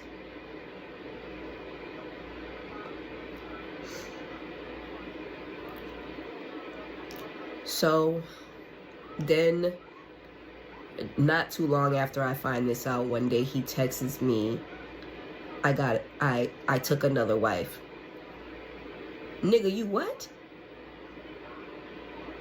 Your marriage is in shambles. Now, mind you, from the moment I found this out, all types of things started happening. Things within the congregation, and YouTube channels getting taken down. To me, I saw it as judgment. he didn't recognize it as judgment, or at least he didn't entirely, whatever. So then he tells me one day he took another wife. Of course, I'm in shock. He took another wife. Now, with all of these things that are going on, you took another wife? What kind of wife did you take? Like, I'm concerned now. So I reach out to Naya. And Naya sends me a picture of the sister. Now, this is the sister Janae, my sister wife, which really was rent a rib. No disrespect to her. If there was anybody I would have ever expected out of all of my sister wives, that would have probably been the last one I would have expected to come to the internet and just keep it a buck. She's a better Israelite than you, Adonis. So Naya sends me a picture of her. I'm sure maybe you guys have probably seen her Instagram by now or seen pictures of her, but she does not look like an Israelite. Or dressed like an Israelite or whatever. Of course, now I'm concerned because I'm like, what? I'm concerned about his motivations now. I'm concerned that he's seeking out this specific spirit again because this thing is on him. It's clearly heavy, and I'm worried that he's going to do this shit again. So I do my own research. I simply Google the sister's name. I cannot tell you to this day why I put OnlyFans next to it. Immediately her OnlyFans pops up. My discernment is disrespectful to my husband. My discernment is disagreeable to my husband. I knew it.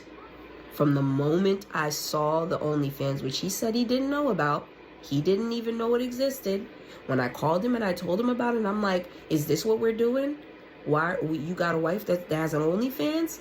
What are you getting ready to do? Like, I'm tired of this shit. Like, and of course, what she's still learning. She's still here you go again. I'm not even thinking about doing stuff but whatever. And he said he didn't know about the OnlyFans. He would have never married a woman with an OnlyFans page. He would have never married a whore, which is what he said. Obviously, he can say stuff like that because he knows. I may not know everything, but I know enough of the law to know that a priest can't marry a whore. He told me he didn't know that she had an OnlyFans page, which is interesting to me. What kind of courting did you do, priest? Considering everything that has just happened, what kind of Serafina? Thank you. You gotta chill. You gotta chill. Girl, like, go to sleep. You know, what kind of courting did you do? What kind of vetting did you do that you don't know that the woman that you took as a wife has an OnlyFans page? So he tells me, he's like, I need to see proof. I need to see proof of this. Like, what are you talking about? I sent him the proof. Then he's like, no, I didn't know about this. He's like, let me see what's up there. Literally, while he's on the phone with me, he pays the price to see what his wife has on OnlyFans. I can't make this stuff up. Serafina. So he pays, finds out what she has up there. He says it's like 2 videos. She's just in her bra and underwear. She hasn't posted anything since 2022 or something like that. But it's still active and verified. Whatever anybody pays for it, like, she's gonna get that money. So whatever. But he said she hadn't posted anything for a while. So he says she hasn't posted anything for a while. He didn't know about it, whatever. He's gonna talk to her, whatever. So of course I'm already halfway out the door. I'm tired of being lied to. I'm tired of things being kept from me. I think he's full of shit. I think he knew about the page. He didn't give a damn because he's searching and he's seeking after a certain kind of spirit. Women willing to do certain things as long as they benefit monetarily. And I said that to him. I guess that makes me disrespectful and disagreeable. Turns out I was right. So it's girl, I am not laughing with you, Seraphine. I'm really not. So it's just a lot of weird stuff going on. So anyways, fast forward to the Passover. I didn't want to be there. I didn't feel like it was right. I didn't want to play his game, which was show up, be a prop, act like everything's great, act like you don't have this huge weight on your shoulders. And by the way, the first time I met Janae was at the Passover. I literally have so much turmoil going on in my brain. I don't even want to be there, you know, but I have to be there, obviously. But I didn't want to eat the lamb. I didn't want to perform for the face of men like he wanted me to. He didn't want to show up at the Passover after having Passover previously with both his wives being pregnant, and then now this Passover, you only got one wife. So whatever, I think he kind of hit the gas on that situation quickly so he wouldn't have to be at Passover with only one wife. Because at this point, y'all, this is wife number 6. Y'all keeping track? Me, Tiffany, Naya, Parshay, Kaylee, and now Janae. And I'm essentially the last one standing. Girl, you want to be in the camera so bad, bro. You want to be in the camera so bad. You don't know what to do with yourself. So, really, Hebrew can't show up to this Passover. It's probably one of the biggest Passovers we've had. You know, down a wife? That was going on. This man who charges for marriage counsels. He can't keep a wife. Surely we can all be disagreeable and disrespectful. So, Passover comes around. My thought that I'm thinking of is the Passover where I almost died after eating the lamb unworthily. The very next day, I was in the hospital fighting for my life. I lost part of my reproductive organs. Almost lost my life.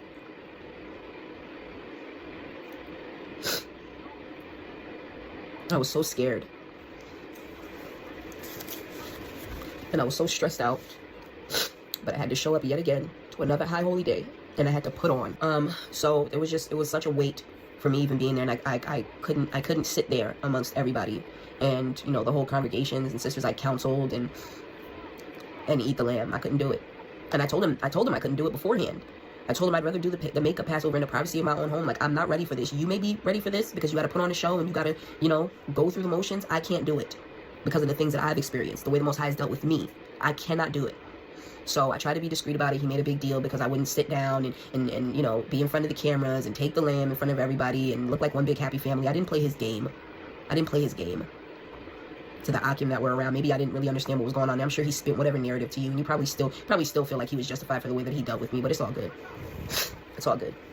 So anyways, ended up taking the makeup Passover by myself. That's a whole other story. But so fast forward, everything was pretty much downhill from that point. Of course, he was infuriated with me, made tons of threats, but still wouldn't let me leave. Like, he would threaten me and, you know, tell me to leave out, or go to my sister's house or something like that, but he still wouldn't let me leave and go back home like I had been requesting. So, I mean, our marriage at that point was pretty much over. It was just a matter of what the next steps were going to be, because we have 2 children together. It was not going to be an easy transition. So anyways, without getting into all the nitty-gritty details of the couple of months leading up into, so fast forward to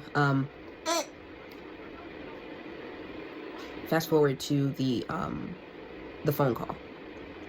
So this particular phone call, Janae mentioned in her live.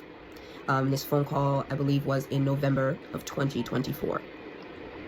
Now, mind you, during this time, obviously everybody knows the Genesis split occurred. So that was also going on. If you ask me, all of this is judgment. All of it. He doesn't see it that way. That's fine. So during this time, right before the phone call, obviously things are all over the place. We're between talking about reconciliation and we're arguing about things, and, you know, he's not going to re-sign the lease, and I'm thinking I'm going to go, and then we're trying to fix. So it was just a bunch of back and forth and back and forth and back and forth.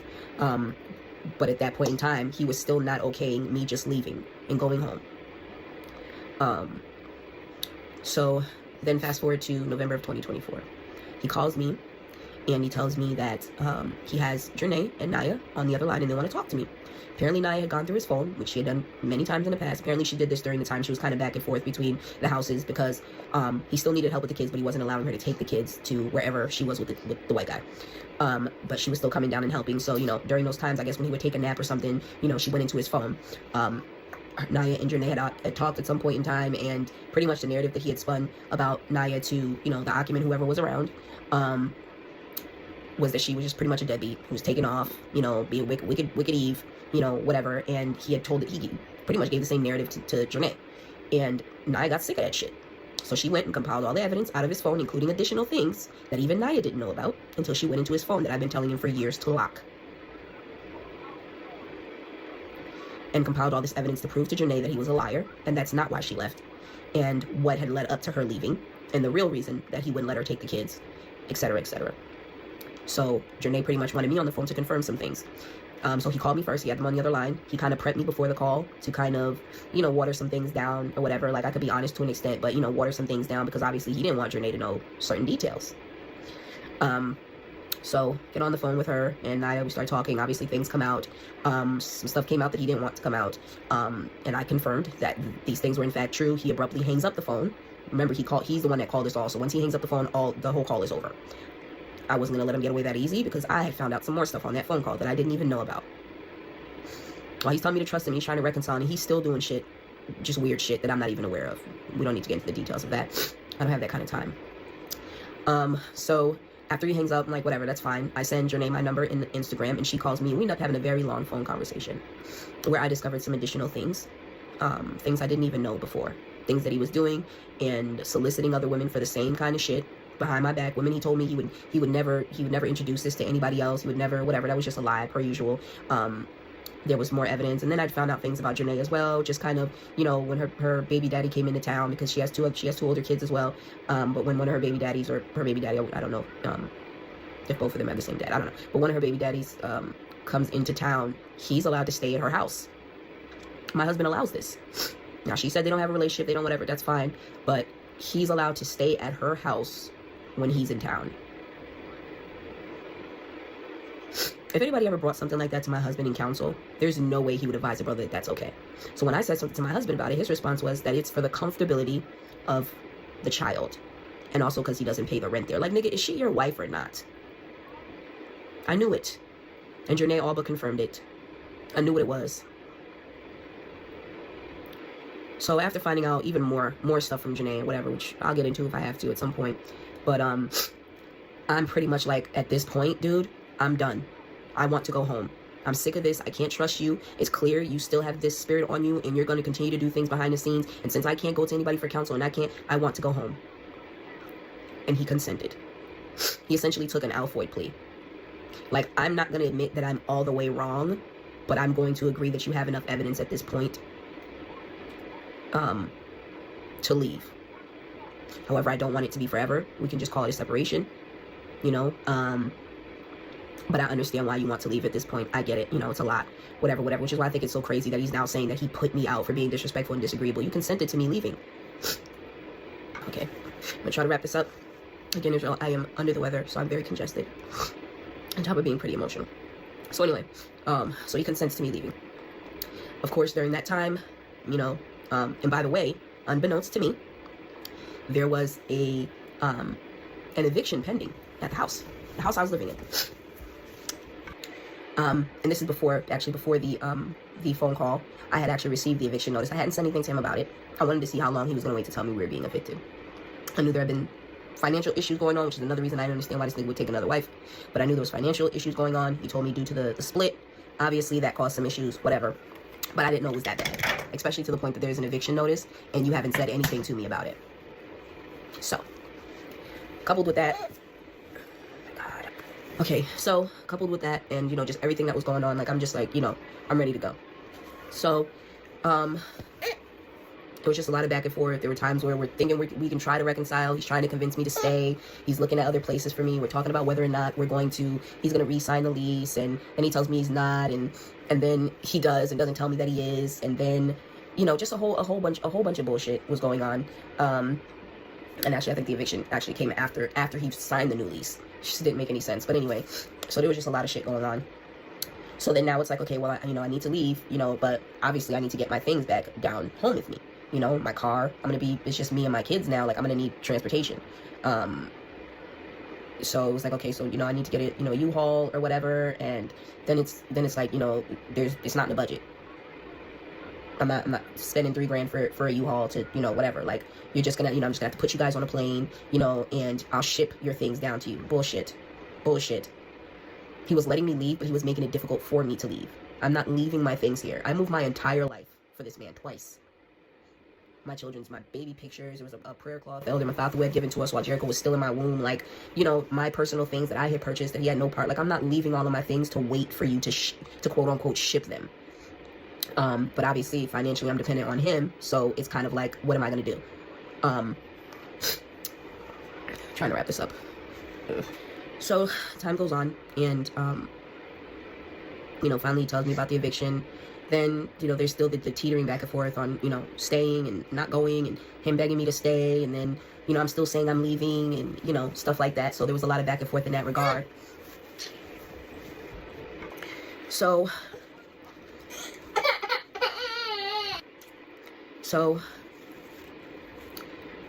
I'm kind of content with leaving. Of course, he's making it difficult for me. I have no other financial means.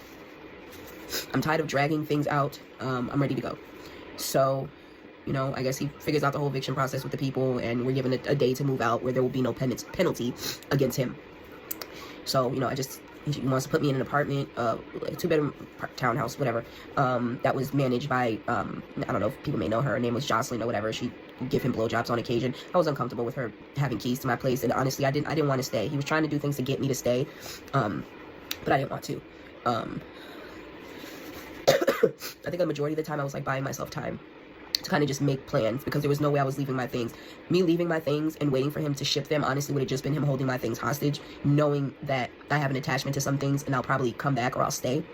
So I was just trying to figure out how or what I could do to get up the funds myself to go. So he knew that when I got these quote-unquote funds that I was going to leave. So I kind of had to, you know, not show my hand entirely in what I was doing, because I knew he was trying to get me to stay. Even though he was telling me to leave, he was making it difficult for me to stay. And it was just getting uglier and uglier as time went on. So now we come to the leak and how all of this got out. It wasn't any conspiracy. It wasn't no Genesis came looking for information, or I went to Genesis and gave them information. None of that happened. None of that happened. That's not how that went down. So there are 3 sisters in Atlanta, the Atlanta camp, that I've always kind of walked close with, that despite me isolating myself and kind of, you know, not being around like that, like they always, you know, still kept in touch with me. And, you know, we were in group chat, and, you know, I vented to them on occasion, obviously never in depth. But I couldn't stand the idea of him being able to paint a narrative about me like he painted about Naya. Me taking off and being gone and just, you know, telling people whatever he wanted to tell them, because that's what happens far too often in Israel. The woman takes off, and there's just a narrative spun, you know, Wicked Eve just took off, you know, and she didn't even try counsel. She just took off. Like, I couldn't stand the idea of him being able to do that, especially with sisters I was close with. So I think towards the end of the date where we moved out of the house, or close to the time that we moved out of the house, I went out to brunch with these sisters. And I wanted to tell them what was happening. I wanted to tell someone what had happened. I wanted them to know that I wasn't just abandoning them. I wasn't leaving again. Because remember, this would be the second time essentially I was leaving. Like, you know, nobody knew what was going. Like, I was just gone. And I hated the fact that he would have the ability to just spin a narrative about me, and I didn't think that was fair. And I wanted to finally be able to talk to my sisters and tell them what was going on and the real reason that I was leaving. And so I met with the sisters for brunch, and I spilled the beans. I told him everything, with the exception of one detail. But I told him everything. Of course, everybody's shocked. Everybody is like, oh my God, like, what? Nobody can believe it. At that point, I hadn't furnished any proof or anything. You know, I just wanted them to know what was really happening and why I was leaving. And of course, I begged them all. I was like, please don't go and say anything to anybody. Like, I don't know how he would react to it getting out. Like, I'm legitimately scared for my life if anybody was to repeat this to anybody else. And of course, they all assured me that they wouldn't, tell anybody anything. They were here to support me. I kind of told them about how he was making it difficult for me to leave, but that I was going to leave anyway. I just didn't want to take off and never having told them the real reason. So, apparently, when I said don't tell anyone didn't include their husbands. Oh, and I don't even know how I missed this part, but right after the escalation, which would be Naya, me finding out about Naya and, whatever. Once that happened, that's when I told Ariela's wife. So she knew about this for probably well over a year. I didn't tell her about anything beforehand. The fantasy, I never revealed that to anyone. But once it actually happened, I'm in the truth. So when it actually happened, I can't just hold that in and not tell a soul. Like, I went to one of my very best friends in the truth, and I told her. And I furnished the evidence. I showed her the proof of what had been going on and the fact that it actually happened. And that entire time, right up until the phone call and the leak, she just had pretty much been there to support me, kind of talk me through it. You know, she was, as much as she was disgusted by the situation or whatever, like, she wanted to support me in whatever way. If I decided to reconcile with him, she would support me. Then if I decided to leave, she was going to support me in that. She was a support for me. She knew for a very long time and never told anybody, to my knowledge. And even if she did, it doesn't matter because it didn't get out until I told people. So, like I said, I told the sisters, and apparently anyone doesn't mean their husband, which I guess I could understand that to an extent. You know, sometimes, I'm not gonna tell anybody, but your husband is off. You know, I'll tell my husband stuff. Everybody pillow talks. Men do too. Everybody pillow talks. So, they told their husbands, and before I knew it, I believe Kodash found out first, and Kodash called Dabak, and Dabak called his side, and that's essentially Genesis. So Genesis now knows. And two of the people who, one of the sisters, Chelsea, her husband Yathar, was a part of Sakari camp, and he had left when, you know, he found out everything going on with me. He wasn't even on no type of, you know, I'm about to go tell everybody, it was just like, you know, sis, we have a YouTube page. If you want to expose it, we can. But if, you don't want to do that, like, we'll support you in whatever decision, and we'll help you in whatever way we can. And you're going to exit in a second. You keep it up. We'll support you in whatever way we can or whatever. So, but then, shit, not even 48 hours later, I feel like, Chelsea calls me, and she's like, Hassad just called Yathar. Now I'm like, oh my God, it's out now. During this time, like, I'm planning to leave. It's just a matter of getting the funds together, because he's all this money he's showing that he has, being able to fly somebody out to Mexico and spend an additional $1,200 on somebody else, and he has this much in his account and that much in his account and whatever. For some reason, he couldn't find the $3,000 it might have taken for me to simply get a U-Haul to hook my car to the back of, put all my worldly possessions in there, and take my ass home. For some reason, he couldn't find the money for that. Whatever. So now it's like, oh my God, Genesis knows? If Genesis knows, now I'm scared. I am scared. I am just terrified, because although I haven't given anybody evidence in their hand, which, for the record, when Yathar found out from Chelsea, he was not listening to me just based off the strength of what I said. He wanted to see proof. So I showed him proof. I never put anything physically in his hands. I just wanted him to know that, you know, I'm not lying, you know, and if anybody's able to help me or whatever, like, you know, they want to know and make sure that they're not helping somebody who's making something up, or who's gonna believe this out of a man, you know, who my husband is in the community, somebody they look up to. They would have never expected. So of course everybody involved was like, what? Like, we're here to support you, sis, if this shit is real, but we need to see it. So at that point, the evidence that was shown to Yathar, so he knew everything, that it was true. So anyways, so Hassad ended up calling him, because Hassad got wind of it via the fucking grapevine. And he calls Yathar, and of course, Chelsea calls me. So now I'm terrified, because it doesn't even matter if nobody has any physical proof. The moment he finds out that I actually said that, like, I'm genuinely scared for my life, because Naya threatened to expose him when all this shit happened herself. She's threatened to expose him before in the past, and he's threatened her life. This is what she said. I didn't hear him threaten, but I believe her. You know, of course, I'm fearful now, and although I'm planning my exodus, I'm not prepared. This is out. I need to be at a safe distance from him, or somewhere where he doesn't know that I'm at, because this is coming out. There's nothing like it. It's out. It's bad enough that it's even out and that people know. So of course, we tell Yathar, and Yathar knows, and obviously now Hassad knows, and now it's getting around. So now everybody's priority is getting me to a safe place. And also during this time, I called KG and I let her know that I ran my mouth, thought I could trust these sisters not to tell anyone, which in all fairness, the level of weight that this had on me for as long as it did, I don't even know how I expected anybody not to say anything, in all fairness, at the very least to their husbands. So at that point, everybody, even including Hassad, who actually wanted the proof himself, like in terms of physically giving him the proof, and I wouldn't do that, because I already knew the narrative my husband was going to try to spin about that it was some conspiracy and it was some whatever. So although Hassad wanted to be supportive of me, because Hassad's been around me since, you know, Jericho was a baby. You know, it was just a genuinely nice brother. He's built relationship with the kids and stuff like that. Like, so he wanted to help. He was shocked at what was going on. But then at this point, I'm like, I need somebody else, like, to know what's going on, to help me get a handle of this. And based off the fact that I knew at that point, Ariella don't care who you are. If it's you and the Most High, he's going to choose the Most High in Scripture over you. He already proved that. Y'all could be salty about it all you want. Y'all may not like the messenger, but the message is true. The message is right. He didn't lie about anything. And the Most High chose him to do it. everybody being upset about who it came from and still salty about, you know, the whole thing with SOT or whatever, like, that's on y'all. But at the end of the day, y'all call yourselves Israelites, and we believe that the Most High is in control. So ultimately, this is how he wanted it to happen, and that's the vessel he chose to bring it out. So obviously, talking to KG, they're like, all right, well, now we have to tell Ariala, because we have to get you to a safe place. We're gonna need all hands on deck. He needs to know what's going on. So we tell Ariala. Ariala listened to everything, but even Ariala, the same as everybody else involved in this situation, Ariala said, I need to see proof of this, because this is crazy.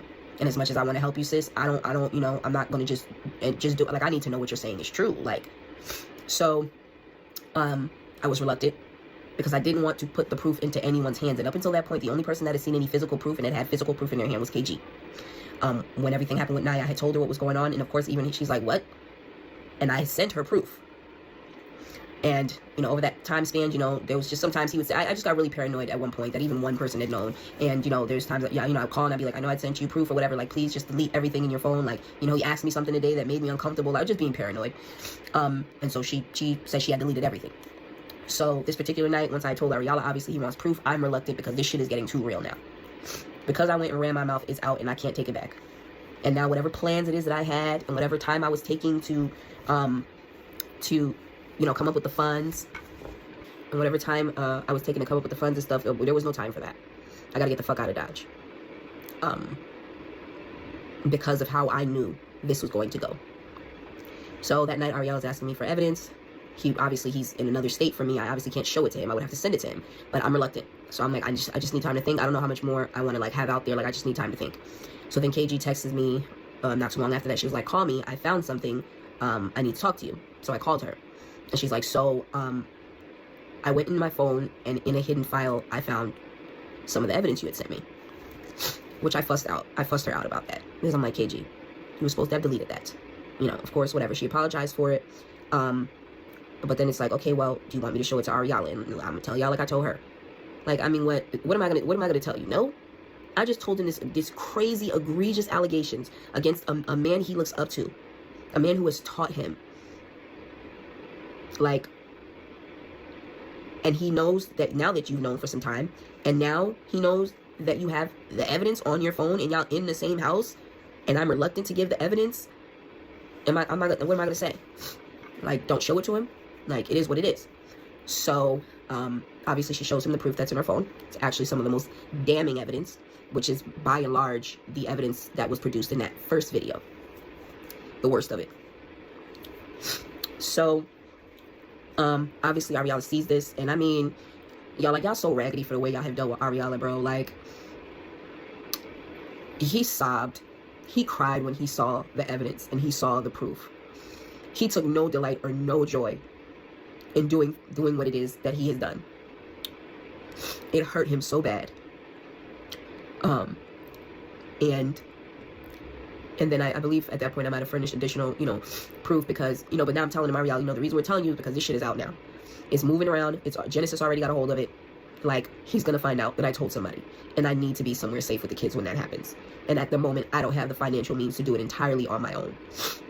There were others that were helping anonymously behind the scenes at some point if they want to come forward and, you know, tell their part, and I'll allow them to do that. I'm not going to mention them in the video, but still, you know, there was just all my stuff, and and I was scared. I was going to need protection. Like, there's no telling how he was going to react to something like this. Because although Naya had exposed some things before, and she, you know, may have said something to, like, you know, the sister Robbie that was in her house at some point, and something here, something there. And now she had told some people some stuff before. The main issue my husband has with me right now is not so much that I told people, but that I told the right people. So, Ariala finds out this, then he finds out Hassan knows, and not too long after that, I get another phone call from Chelsea. Rum knows. How the fuck does Rum know? Who the fuck told Rum? So now everything is heightened now. Now it's like this shit is barely been out 20 minutes, and it's clearly all over the freaking world at this point.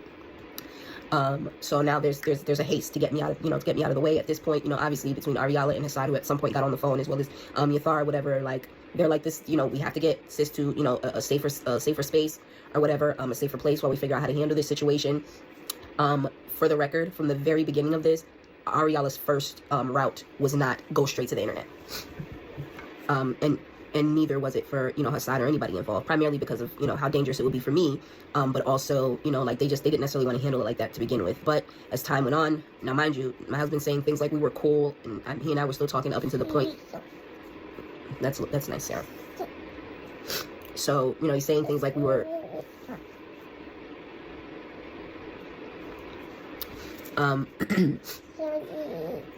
stop, mama.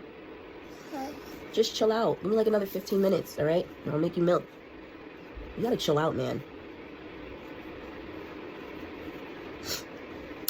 So, yeah, initially they wanted to... Oh my God.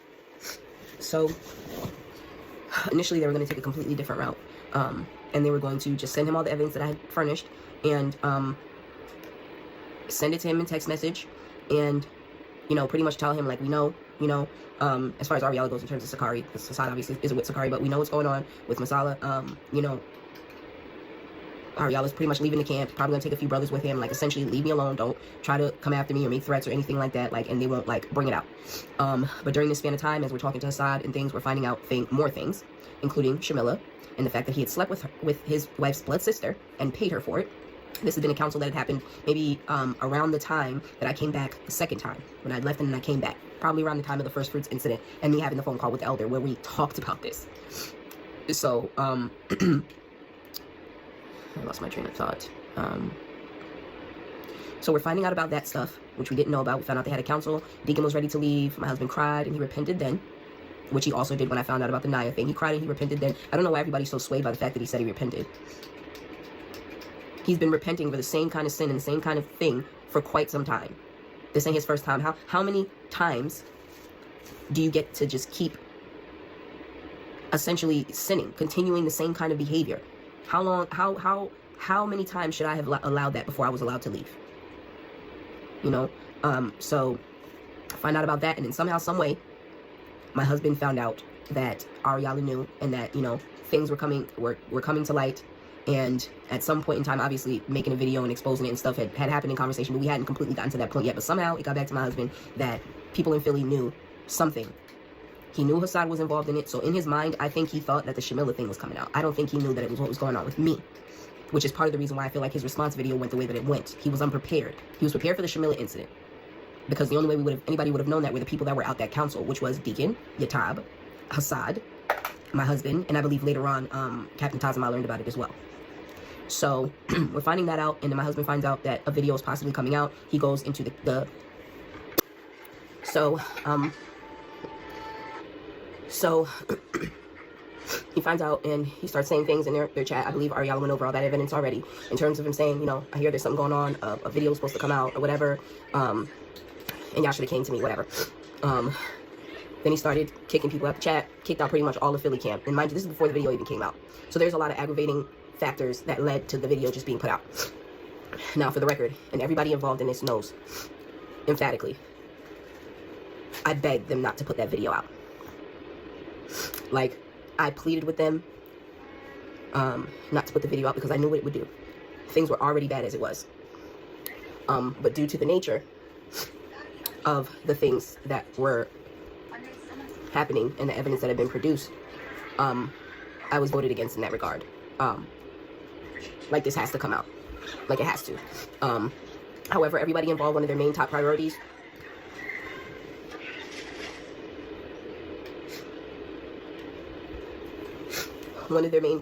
was getting me and the children somewhere safe before even releasing anything. There was a portion of that I did not want to come out at all. I want to make that clear. I talk to your wives. I counsel your wives. A lot of y'all are lucky you don't have a magnifying glass on your sex lives right now. So y'all can think whatever y'all want to think about whatever and say whatever y'all want to say about whatever, but there was a part of that video, or evidence in that video, I did not want to come out. And I actually said, you know, if this video is gonna come out regardless of how I feel about it, can we at least edit out a certain part, because I know what Israel is going to focus on. I was also outvoted with that. They said they were gonna put it out anyway, but first, at the very least, we need to make sure you're secure and you're safe, but this has to come out because we can't bury this as well. And then obviously the way my husband was acting and kicking people out the chat, and, you know, kicking people out the camp and all this kind of stuff, and then us finding about Shamila and some other things, and this stuff was happening over a course of days. by the time my husband found out about it. So he and I were still in communication, but I had to play it cool and not let him know anything was going on. At one point, I remember he either called me or he texted me, and he was like, so what's the word in the street? Like, is something going on or whatever? And I was just kind of course, I'm paranoid, but I'm just kind of like, I don't know, what are you talking about, you know? And he's just kind of like, okay, it just kind of seems like, you know, something might be going on or whatever, like, whatever. Of course, I, you know, acted none the wiser. But unbeknownst to him, behind the scenes, I'm in the process of trying to get away because I know this is getting ready to come out, but everybody is waiting for me to be safe before they do what they have to do, and that's everybody involved. But I did not want this spectacle. I want to make that very clear. I also want to make it very clear Hassan didn't come asking me personally for evidence. Like, I wasn't the direct, like, he just, hey, Masala, by any chance, do you happen to have any evidence or anything on your husband or whatever for me to, like, that didn't happen. Ariella didn't seek this out. His wife knew for well over a year, probably a year and a half, and never said anything about it. The brother Yathar and Chelsea, they also obviously didn't know anything about anything until I brought it to them. So this wasn't no grand conspiracy. He told Janae that I went to Genesis and gave them evidence. None of that happened. Deacon didn't even know at the very beginning.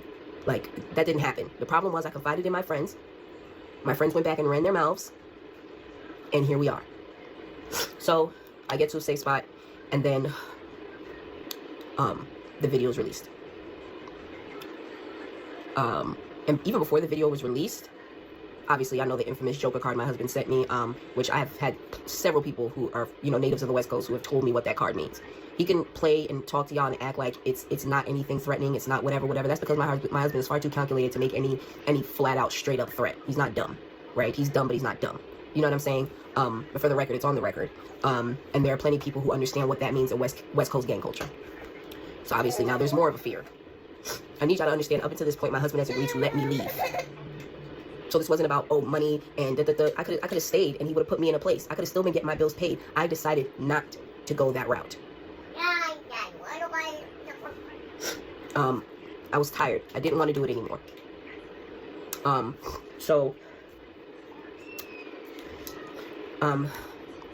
also, something I didn't mention earlier was another thing about this cuck fetish, and after everything had happened with Naya, despite everything that had happened with her, he still continued with the same behavior. He continued the grooming, the coercion. He even told me at one point an indecent proposal, quite frankly. So he had made an indecent proposal. Because at some point, obviously, like I told you, there's like this back and forth, trying to find a remedy for how we fix our marriage, if it's fixable, and how we move forward. And my husband's suggestion to me was, it was clear how unhappy I was, and how much I didn't want to be with him anymore. And that I was, you know, conflicted in a lot of ways. But his proposal was that I get a boyfriend, a white boyfriend specifically. You know, he'll put me up in a house or, you know, an apartment or something like that. And I continue to be a stay-at-home mom, which is super important to me, mainly because of my son's autism and me being reluctant to leave him with anyone. So that was another thing he used against me as well, knowing how much, it's not so much about being scared of going back to work or anything like that, but genuinely just being scared about my very vulnerable child. So he had said that, you know, I had the option of, you know, being put up in the house. He would still take care of me financially and everything like that, and it would be like a 70-30 thing. So like the white guy would get most of me 70% of the time, and he would only get 30% of me. And I had to always keep him abreast of the details, what was going on in our lives and all that kind of stuff. And, you know, but I couldn't allow him at the house because of the kids and, you know, just whatever. He literally told me that doing that would save our marriage. That was the remedy. That's what he said would save our marriage if I did that. So anyway, which I wasn't willing to do. I thought very hard on it at some point, but I wasn't willing to do it. I guess that's what made me disagreeable and disrespectful. I didn't yield to your perversion. I wasn't down with the crown. I didn't go with the flow. So if it was about money for me, like, why didn't I just stay? Why would I much rather be in a shelter with my children than under his roof? Why would I rather go back out into the streets? 37 years old, mother of 2 small children in 2025, have to go back to work and all. I would rather do that than continue with my husband. Anyway, so video gets out. Obviously, you guys kind of know what happened with all that at that point. You know, I know he was caught off guard because I believe that he believed what was coming out was the situation about Shamilla and that secret council that was buried years ago that nobody knew about. Had I known about that out of every woman that my husband has access to, and for all his power and all his prestige and all his, groupies and fans, he chose his wife's blood sister to sleep with. Why? You could have had anybody else. You could have did it with anyone else. You chose her blood sister. And shame on the brothers that knew about this and buried this. From my understanding, the reason that he said that he did this was because he had misunderstood the scripture in Leviticus. That he misunderstood the scripture in Leviticus, and he thought that that was talking about threesomes, whatever. Yeah, and that he thought that it was about threesomes, whatever. So just during this time, we're just, finding out more things. The Shemillah, we didn't know anything about that. That came to light, once we talked to Hassad and things like that. As videos are being dropped and as the days went on, obviously, as you guys saw how everything kind of transpired and unfolded, we start getting more evidence. Not only had he lied to me about, introducing this to other women or whatever, but he was doing it during the time that he was trying to reconcile with me, and we were trying to build trust back and trying to see what if at all we could salvage of our marriage. He was still doing this shit while he's repentant and being sorry and telling me to forgive and to move on and all this kind of stuff. Like, he was still doing things. As recently as not too long after taking Janae on as a wife, there was another sister in Philly, the sister named Taylor. Obviously, Ariella put that video out with the evidence that showed he was still doing this stuff. The behaviors had not stopped.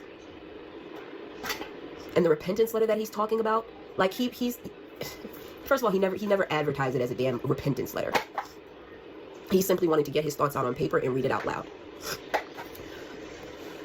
And initially, and I had heard, I guess, once everything went down, I guess that was around the time that, once Janae found out some shit, she was just kind of like, not cool with it. And like, you need to go to therapy. Mind y'all, I have begged this man for therapy and to go to an elder about this situation for a long time. And he never would do it for me. For whatever reason, salvaging the marriage he had with Janae was more important than salvaging the marriage that he had with me. Very evident. And that's cool, because I'm disrespectful and I'm disagreeable, right? So when he read the letter, mind y'all, when he's telling y'all that everything was cool, and then all of a sudden that happened, the reason why everything seemed cool on his end is because I was playing it cool. I had to. I couldn't let on that things were happening or whatever. Like, I had to play it cool.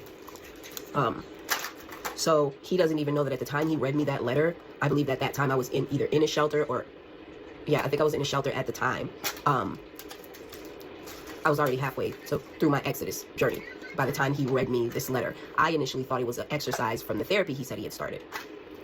And then he told me no, he had paused the therapy because something in therapy had triggered him.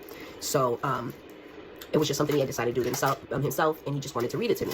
And he read it to me, and I thought it was beautiful. Finally hearing him say out loud everything that I had been telling him and seemingly take accountability in the form of this letter, I thought it was a great step. But I said to him, I wish I would have, or you would have read this to me like 3 to 6 months ago. We are where we are now. So, and then I think after following that, maybe a week later, is when the video came out. Hope you guys are keeping up. Because again, there was a gap of time spanning from about a week to 2 weeks where the main thing was, all right, it's out in the community right now, but,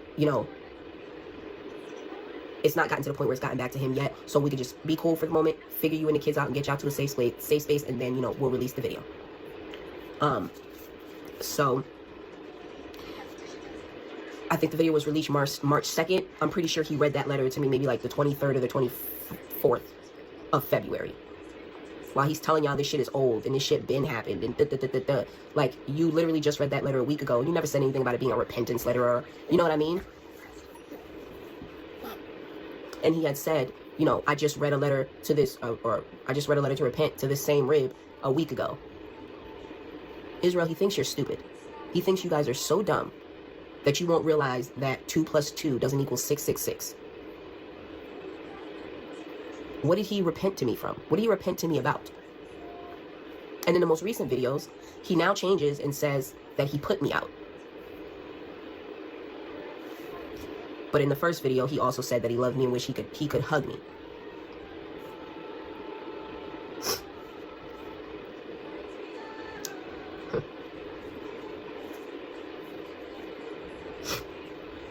The question is, if he's saying that he read me a repentance letter, what did he repent to me about? He had put me out, right? What was he repenting for? There's evidence that I have that clearly shows that even by, even by his own admission, he said he had put me out for being disrespectful and disagreeable. Okay, well, what did you write me a repentance letter for? So now we got to the point where, obviously everything is out. I'm kind of just rolling with the punches and stuff and trying to see how he's going to react before, I respond or anything like that. And obviously you guys saw his responses. He just continues to throw smoke screens and to lie, but also say that he's repentant and also say that he's repentant. But then every video after that, So fast forward to where we are now. And then pretty much we are where we are right now. I also want to make something clear as far as the children go. Nobody's hiding his kids from them. That's not even real. It's fake news. He just wants y'all to focus on that so that he can try to, make it a Eve taking off with kids again and keeping them from their dads. That's not the case. The reason that I have stayed away is because I believe that you may potentially want to cause me harm. I have reason to believe that. So while things are still hot and all over the place, I don't think it's a good idea to even come around him. Obviously, if I bring the children to see, I have to be there, or I'm gonna have to be there. They can't take themselves there, by themselves. So while he's acting like he put me out and he, whatever, right up until like maybe 2 days out from me being in a safe place with the kids, or at least a place that he's not going to be able to easily find us at, he called me. Mind you, he doesn't know any of this is going on. Remember, this is like a 1 to 2 week slot in between where we were just trying to get me somewhere secure before they did anything. He called me and told me about a family crisis. I can get into the details of that, but I'm not going to unless I have to. I've heard that he's been more transparent and forthcoming to the enablers around him. He had called me and said that there was a family crisis and something he needed my help with, in regards to something that occurred at the house involving one of the children. He knows what I'm talking about. And if he has been as transparent with the men around him as it seems that he is saying that he is being, I pray you told them why you wanted me to move in, so that they could leave. With that being said, and without me having to go into a whole bunch of details, nobody's trying to keep your children from you. Things needed to settle down before I felt safe even coming around you. It's just that simple. You acted like somebody kidnapped your kids and all of that kind of stuff. You gave me consent to leave. Now all of a sudden, it's like you took my children, or is it because of the way that I'm leaving? So you have to use the only bargaining chip you have, because you can't use money on me. So you have to take from me two of the things that are most valuable to me in life. That's the only reason why you're coming after your children, or trying to act like somebody kidnapped them. So I said all that to say this.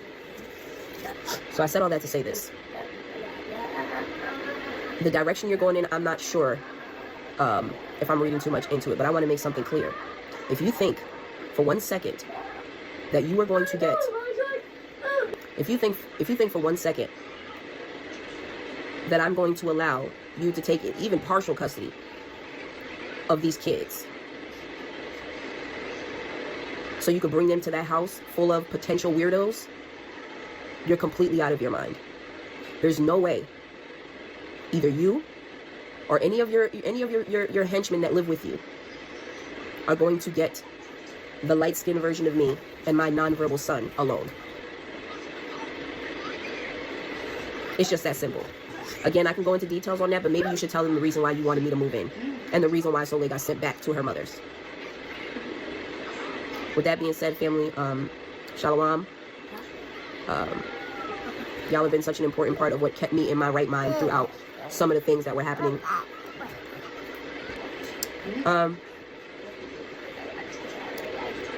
Y'all were a large part of what kept me sane. And another one of the threats that he always made to me was excommunicating me and taking the community from me, because let's be honest, he has the power to do that. He's done that to some extent already. And I'm okay with that, because if y'all not down with me now or supporting me now based off the evidence and the things that have been shown, then y'all was never really with me to begin with, and y'all were never really my friends. If he could take you from me, then you were never mine. So I know I've said a lot in these videos. In some places I probably jumped all over the place, and there's probably some gaps and things that that may need some more clarification. Shortly after this, more evidence will be put out. to corroborate the things that I've said. And in addition, I will be doing a live question and answer to clear up anything that's misunderstood here or any additional questions you guys might have. I love y'all to life. Shalom.